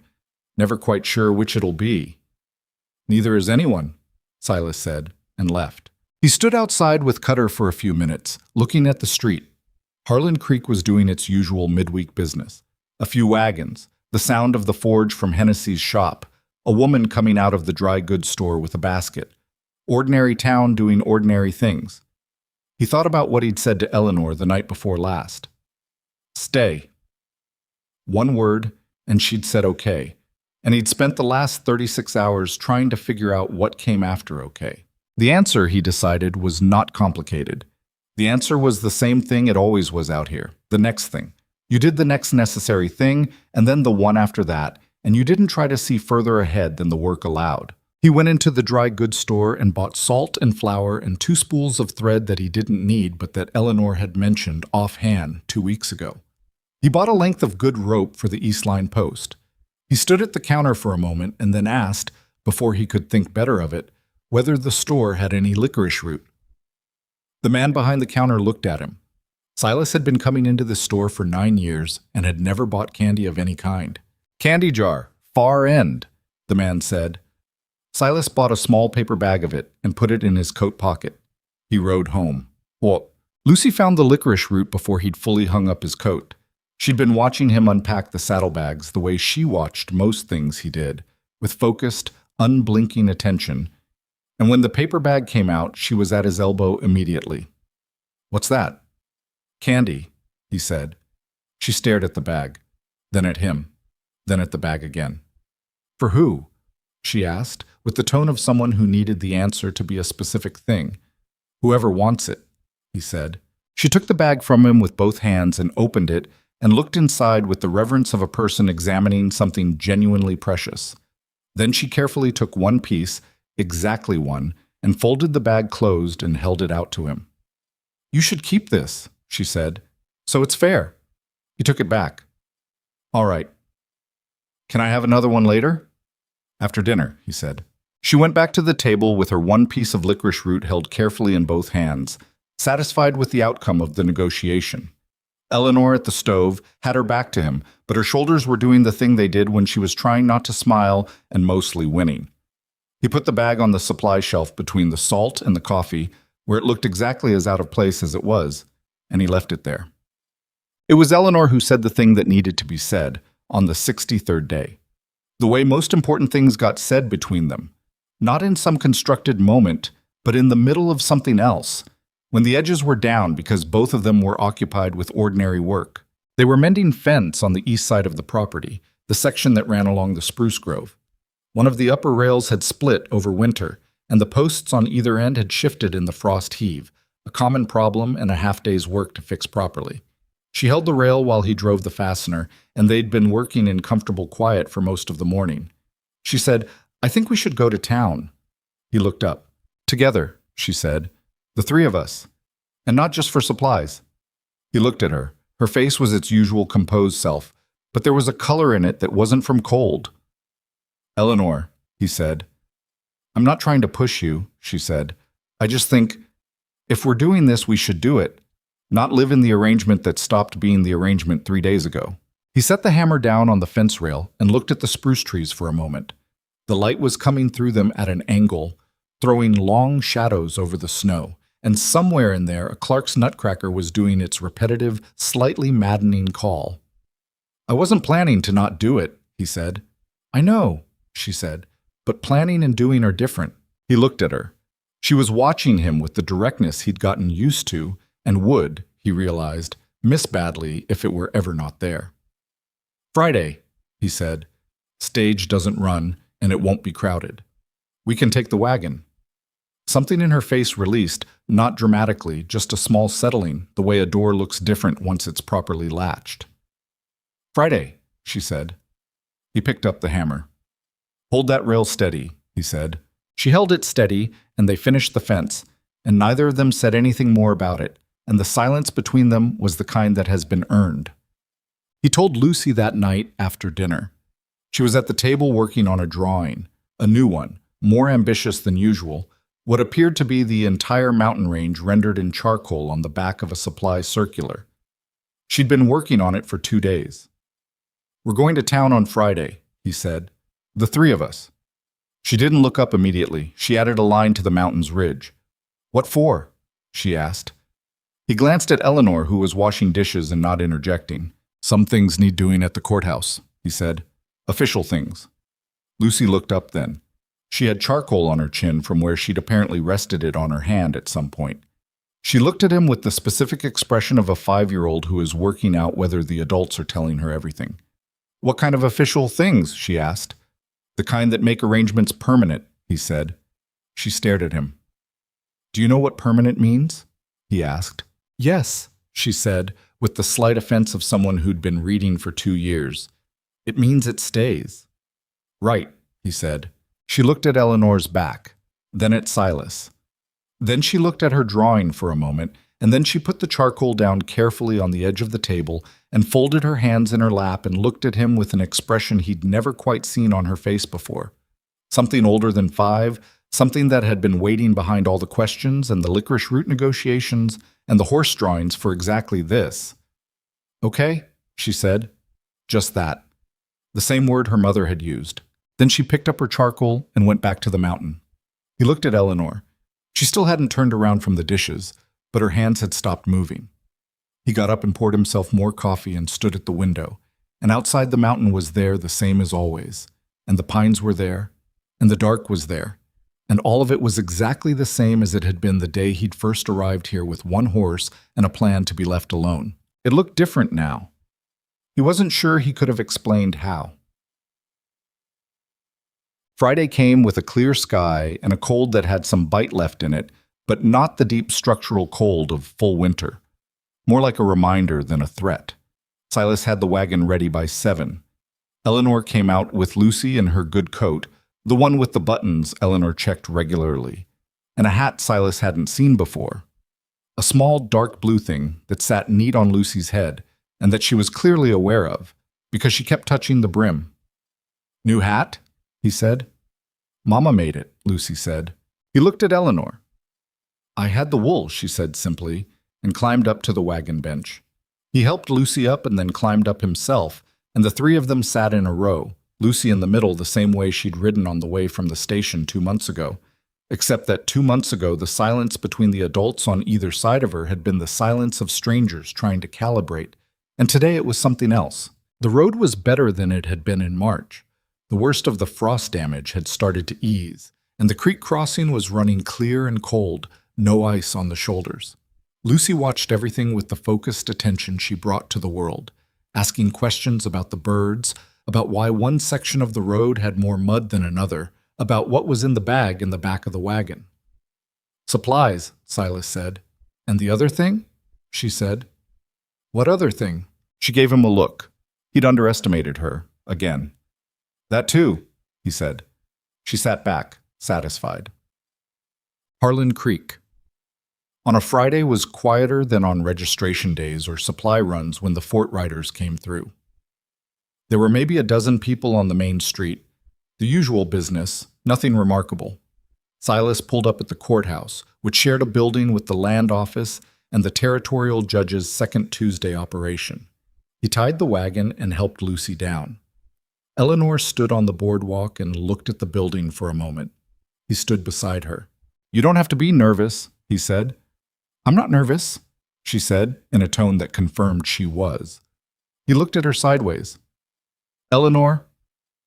"I'm fine," she said with slightly too much conviction. "You've done this before," he said. "That," she said, "is not actually helpful." He almost laughed. He caught it before it fully happened, but she caught it anyway, and her mouth did the thing, not quite a smile, the precursor, and she exhaled once and straightened her coat. "All right," she said. "Let's go."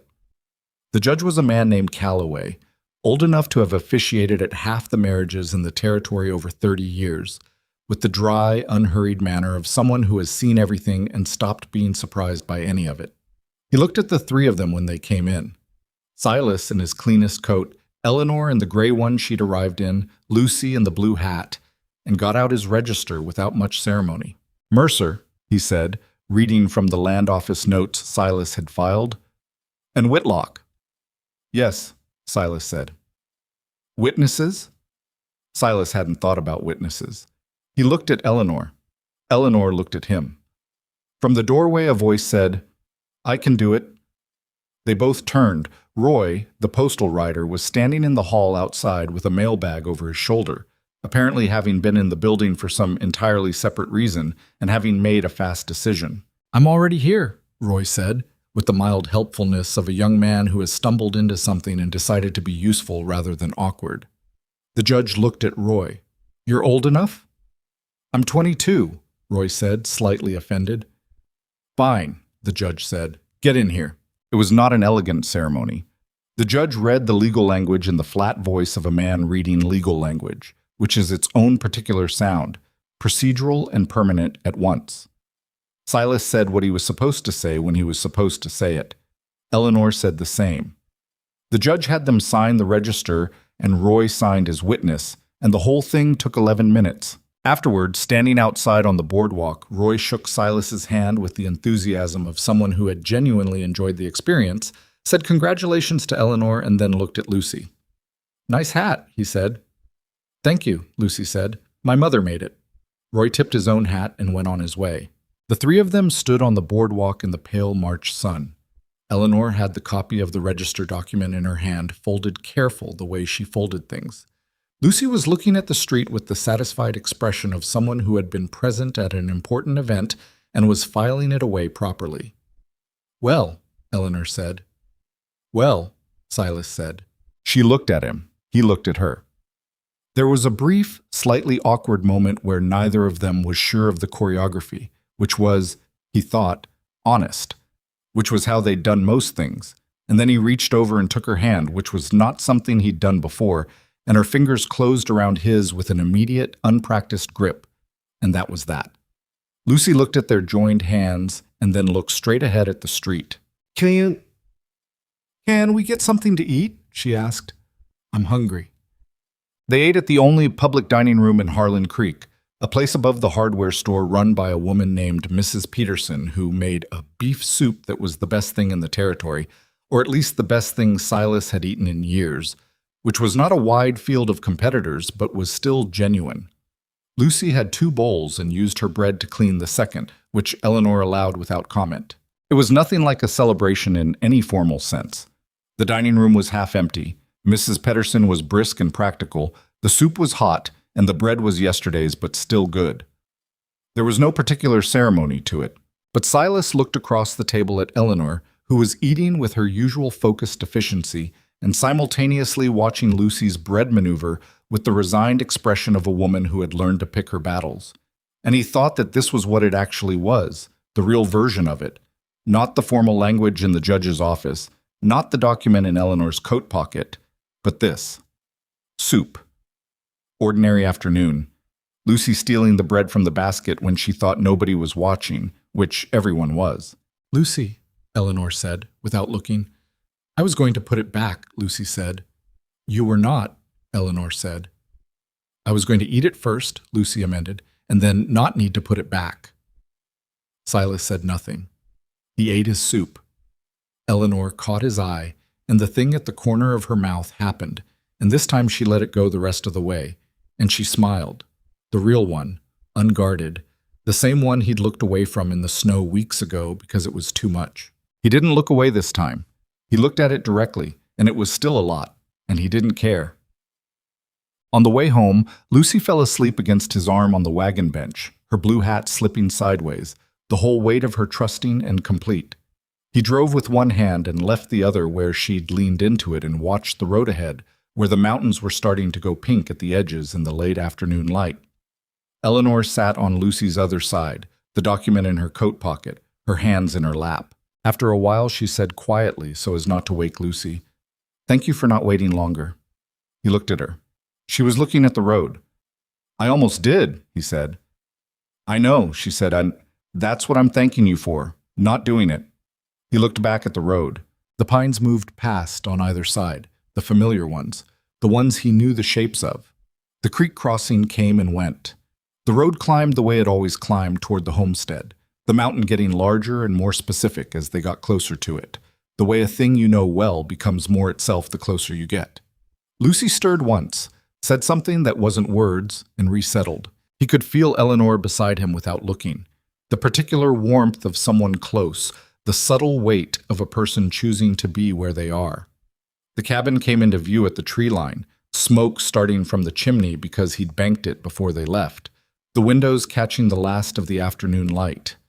It looked, he thought, like somewhere someone was expected back. It looked like a home. He pulled the wagon up and set the brake and looked at it for a moment. This thing he'd built with his hands 9 years ago to keep weather out. This set of 4 walls he'd lived in alone through 8 brutal winters. This place that had become something different without him fully deciding it should. Lucy woke up when the wagon stopped, lifted her head, looked at the cabin. "We're back," she said, with the simple satisfaction of a child returning to somewhere familiar. "We're back," Silas said. He climbed down and helped Lucy, who went immediately to the porch with her hat still sideways and her boots already muddy from somewhere in town. Eleanor climbed down herself, not waiting for help the way she never waited for help, and stood beside him looking at the cabin. "The north wall," she said. "I know," he said. "Next week." "And the east line post. Also next week." She looked at him sideways. "You're going to keep putting it off." "I'm going to prioritize." he said. She made a sound that was very nearly a laugh. Is that what you're doing? That's exactly what I'm doing, he said. She shook her head and went up the porch steps, and he stood there a moment longer in the late afternoon cold, looking at the mountains above the tree line, the shapes of them familiar as his own hands, patient and enormous, and indifferent to everything that happened at their feet. He had lived in their shadow alone for 9 years. He had been very good at it. He went inside. The fire was waiting. Eleanor was already at the stove. Lucy was in the back room. He could hear her moving, probably getting rid of the good coat and back into her regular one with the efficiency of a child who knows that good things are preserved by not wearing them casually. He hung up his coat. He stood in the middle of the main room, in the cabin that had Eleanor's reorganized shelf and her extra candle holder, and the piece of red wool on the box by the window, and Lucy's drawings on every flat surface, including, now, a section of wall near the fireplace where Lucy had taped 3 of them with pine resin, which had required a conversation. He stood in all of that, and he did not feel like a man who had given something up. He felt like a man who had been carrying something heavy for a very long time, and had finally, without the clean dramatic moment such things were supposed to have, simply put it down. Spring came the way it always came to that part of Montana. Not cleanly, not all at once, but in arguments. A warm week followed by a hard frost. Snow in April that was gone by afternoon. The creek running high and loud with melt, then dropping back, then rising again. The mountain doing what mountains do, which is refuse to be rushed by anyone's calendar. Silas fixed the east line post in the first week of April. Eleanor helped, the same way she'd helped with the chinking, where she, practically, without ceremony, handing him things before he asked for them because she'd been watching how he worked long enough to know the sequence. Lucy sat on a nearby log and narrated the process for an audience that existed only in her head, a habit she'd developed that neither adult had tried to stop because it was, in its way, useful. She noticed things from the outside that the people doing the work were too close to see. That one's crooked, she said, of the post he'd just set. He looked at it. It was slightly crooked. I know, he said. I'm going to adjust it. I could see it from here, she said. You're very helpful, he said. I know, she said, without irony. Eleanor caught his eye over the post, and the thing at the corner of her mouth happened, and he looked back at his work. But he was smiling, which was something that happened more often now, and that he was still not entirely accustomed to, the way his own face felt when it did that. The north wall chinking took 2 days and turned out worse than expected, which was the nature of deferred repairs. When he pulled the old material away from 2 sections, he found the log beneath had soft spots that needed cutting out and replacing, which meant half a day sourcing timber from his stockpile and another full day of the actual work. Eleanor worked beside him for most of it. By the end of the second day, they were both covered in clay, and neither of them was in a particularly good mood, and they ate dinner in a silence that was tired rather than companionable. I should have done that in October, he said. Yes, she said. You don't have to agree immediately. I agreed because you're right, she said. I'm not trying to make you feel bad about it. I know, he said. You always say that, she said. I know, even when you don't. He looked at her. I know when I do and when I don't. Do you? He thought about it honestly, the way she'd taught him to by example, whether she'd meant to teach it or not. Most of the time, he said. She accepted that and went back to her food. These were the conversations they had now. Not the careful, measured exchanges of 2 strangers trying not to say the wrong thing, but the slightly abrasive, honest back and forth of people who had decided they were stuck with each other and had relaxed into it. It wasn't always comfortable. He said things that came out wrong. She had her closed mornings, the ones where she moved through the cabin somewhere else. They disagreed about where to store the winter tools when spring came, and the disagreement went 3 days before they found something neither of them fully liked, but both could live with, which he'd learned was usually how real solutions looked. It was nothing like the life he'd imagined, back when he'd imagined things. It was harder in some ways and better in others, and mostly it was just real, which turned out to be the thing he'd been missing without knowing what to call it. In May, a letter came from Eleanor's sister in Knoxville. He knew it was from the sister because Eleanor told him, without detail, and then took it to the back room and was in there for a while. When she came out, her eyes were slightly different, not red, not wet, just older by a few hours. He was at the table. He didn't ask. She sat down across from him and put the letter flat on the table and looked at it. She wants to know if I'm all right, Eleanor said. She's been writing to the bureau address and they've been forwarding it. Are you going to write back? I already did. She'd brought paper and a pen from the back room, he saw now. The letter was already written. She'd just wanted to sit with it a minute before it was gone. Do you get along? He asked. Eleanor considered. We get along the way sisters get along, she said, which is to say we know each other too well to be entirely comfortable. She looked at the letter. She didn't think I should come west. She thought I should come stay with her in Knoxville. She has a house and a husband and a spare room. Why didn't you? He asked. He'd never asked before. She was quiet a moment. Because the spare room was exactly that, she said. Spare. I didn't want Lucy growing up in a spare room in someone else's life. She folded the letter she'd written. I wanted to give her something of our own, even if I wasn't sure what that was going to look like. He looked at her hands on the letter. Does she know? He asked. Your sister, what happened here? She knows I got married, Eleanor said. I told her that much. I kept the details for a later letter. She paused. I didn't know how to explain it. What's hard to explain? She looked at him steadily. That it worked, she said. That's the part that's hard to explain. People expect a story where things go wrong, where the man was difficult, where I had to fight for something, where it was a mistake that I made the best of.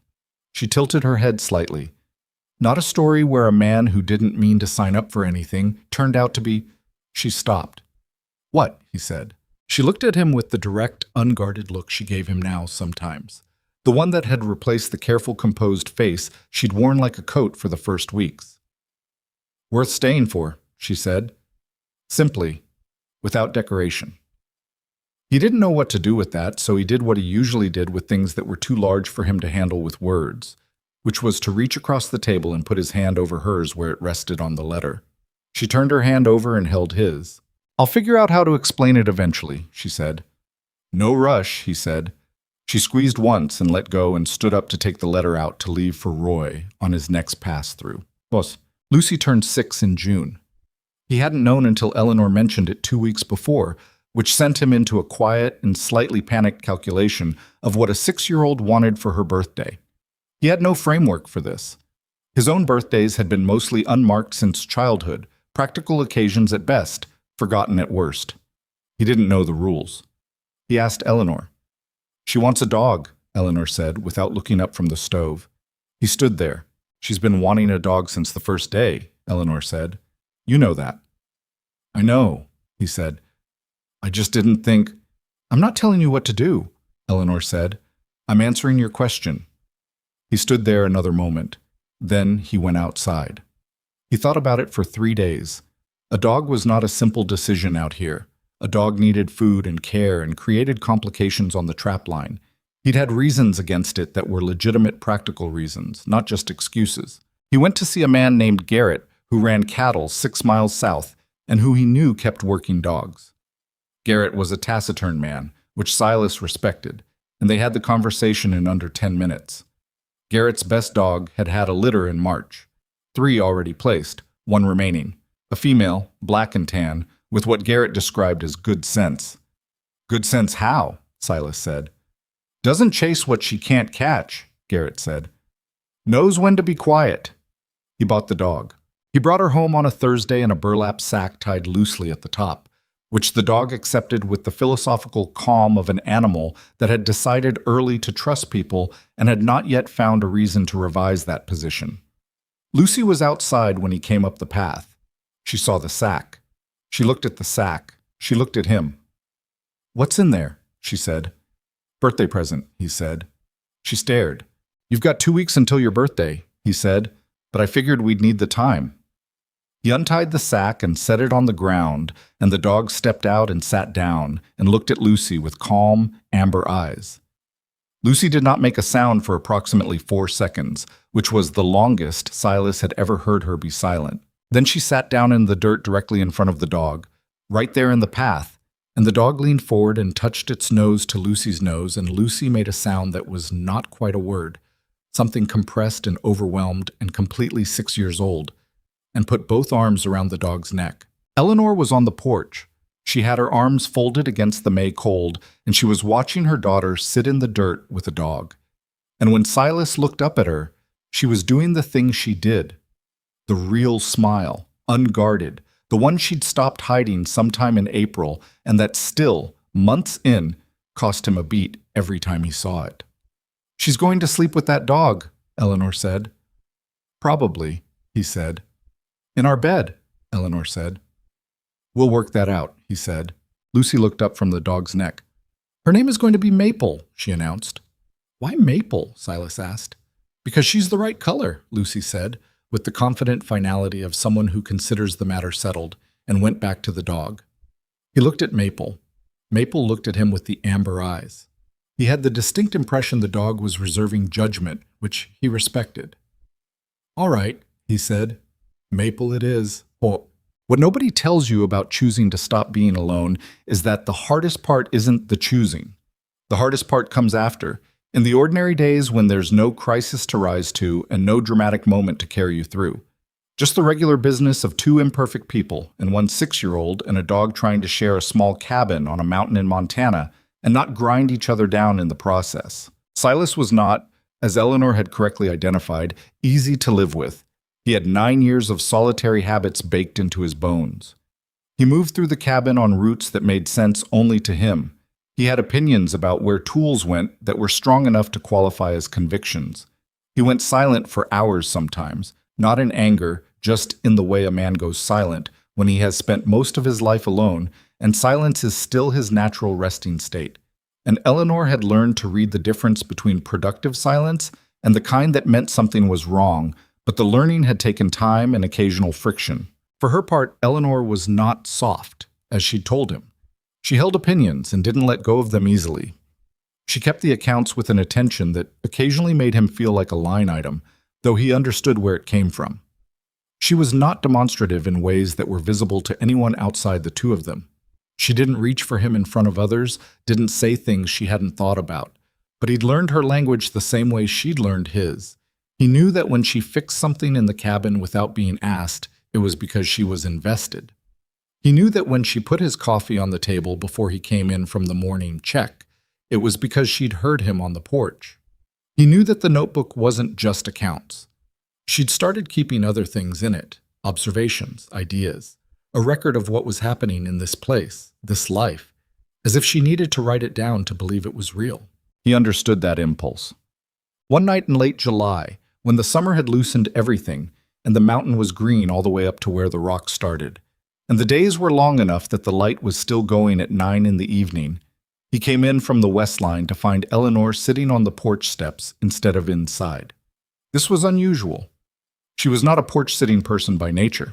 He unsaddled Cutter and put him in the barn and came back and sat beside her on the steps.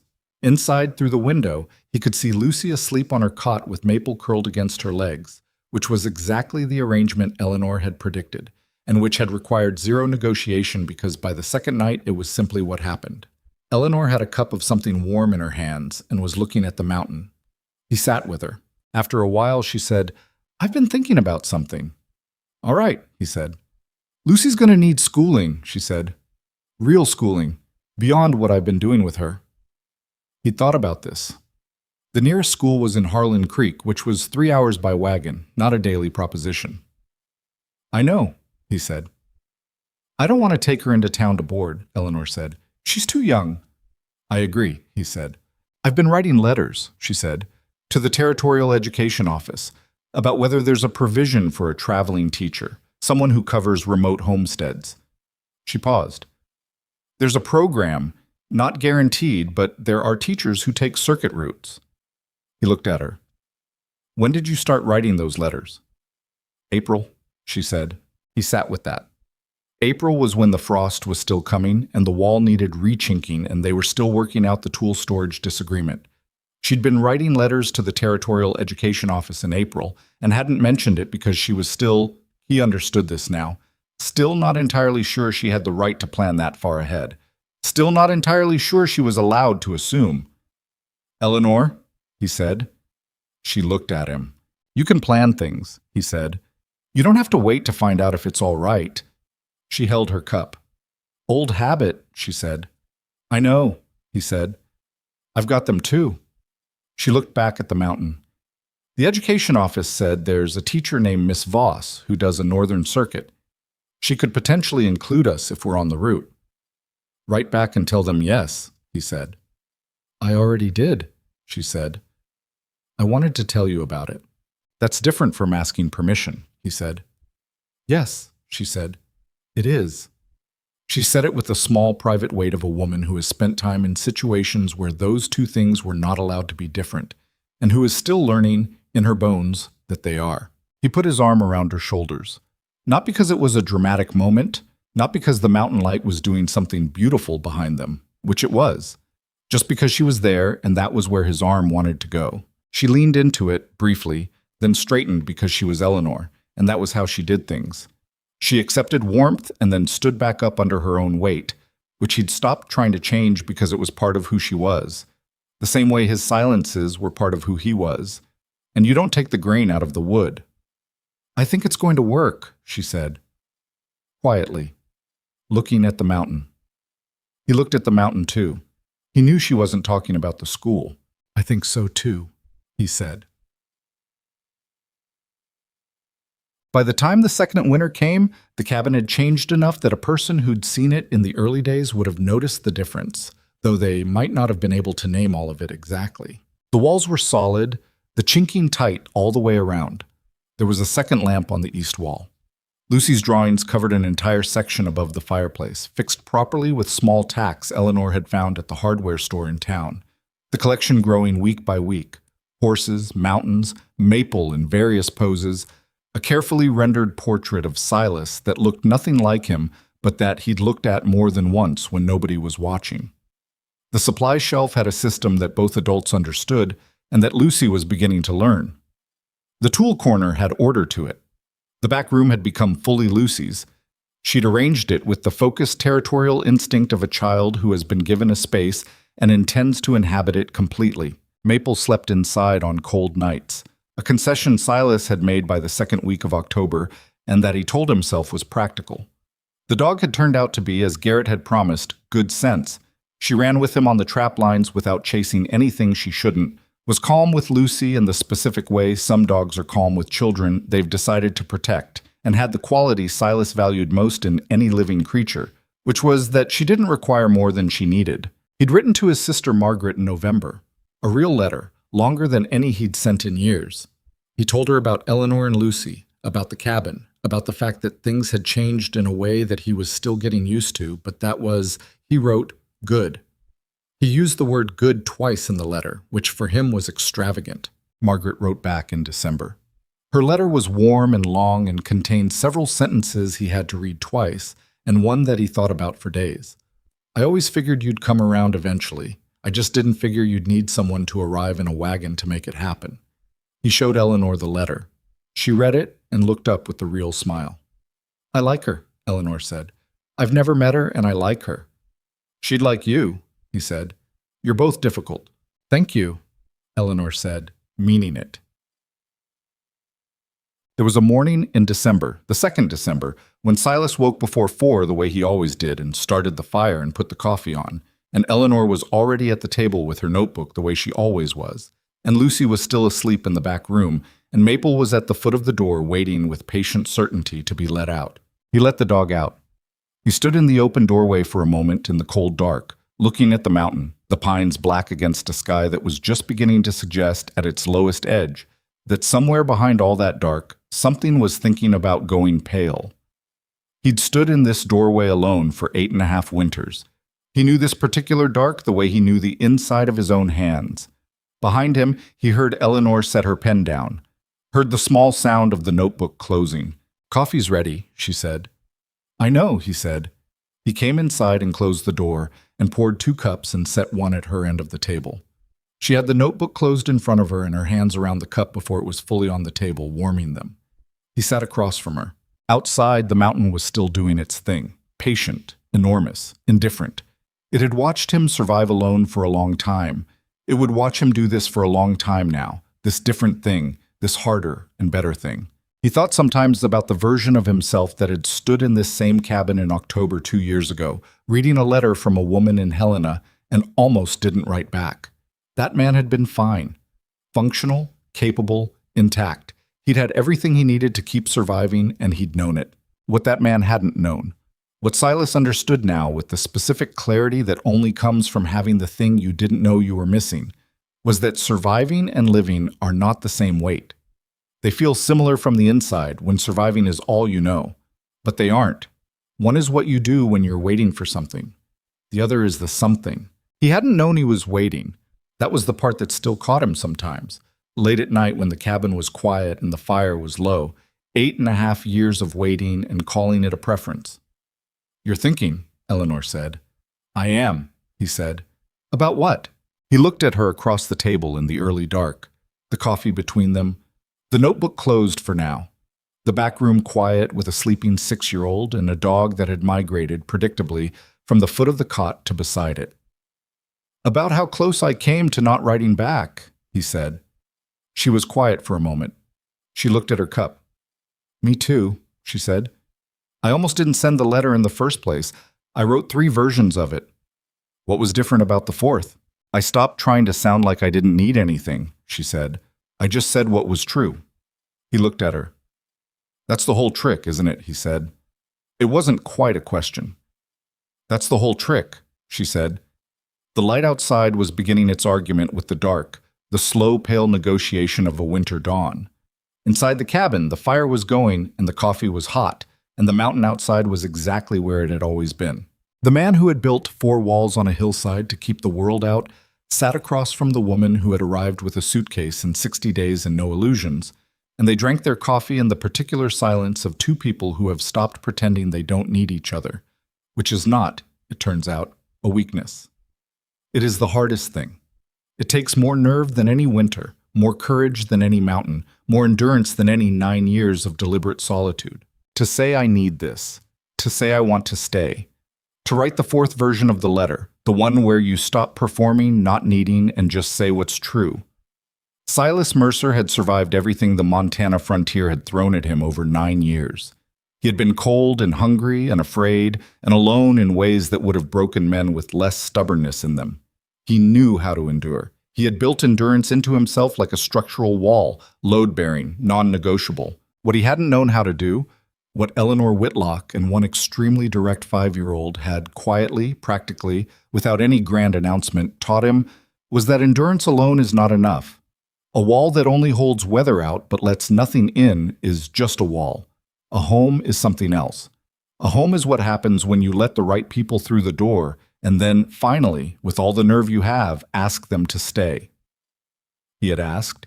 She had stayed. From the back room came the small sounds of Lucy waking. The creak of the cot, a word said to the dog, Maple's nails on the wood floor. Then Lucy's voice, distinct and already fully awake. "Is there food?" "There will be," Eleanor said, without raising her voice, because 9 months of this had calibrated them to the exact volume the cabin required. "How soon? How fast can you get your boots on?" A pause. The sounds of boots. Silas looked at Eleanor. Eleanor looked at him. Outside, the mountain and the morning and the pines and all of it. The whole enormous, indifferent frontier that had tested him for 9 years and would go on testing him for as long as he was here, none of it had changed. It was all still exactly what it was. But he was not the same man who had ridden into it alone. And the cabin, when Lucy came through the backroom doorway with her boots on the wrong feet and Maple at her heels and her hair going in 3 directions at once, was not a place where one person kept the world at arm's length anymore. It was loud and warm and imperfect and full. It was home.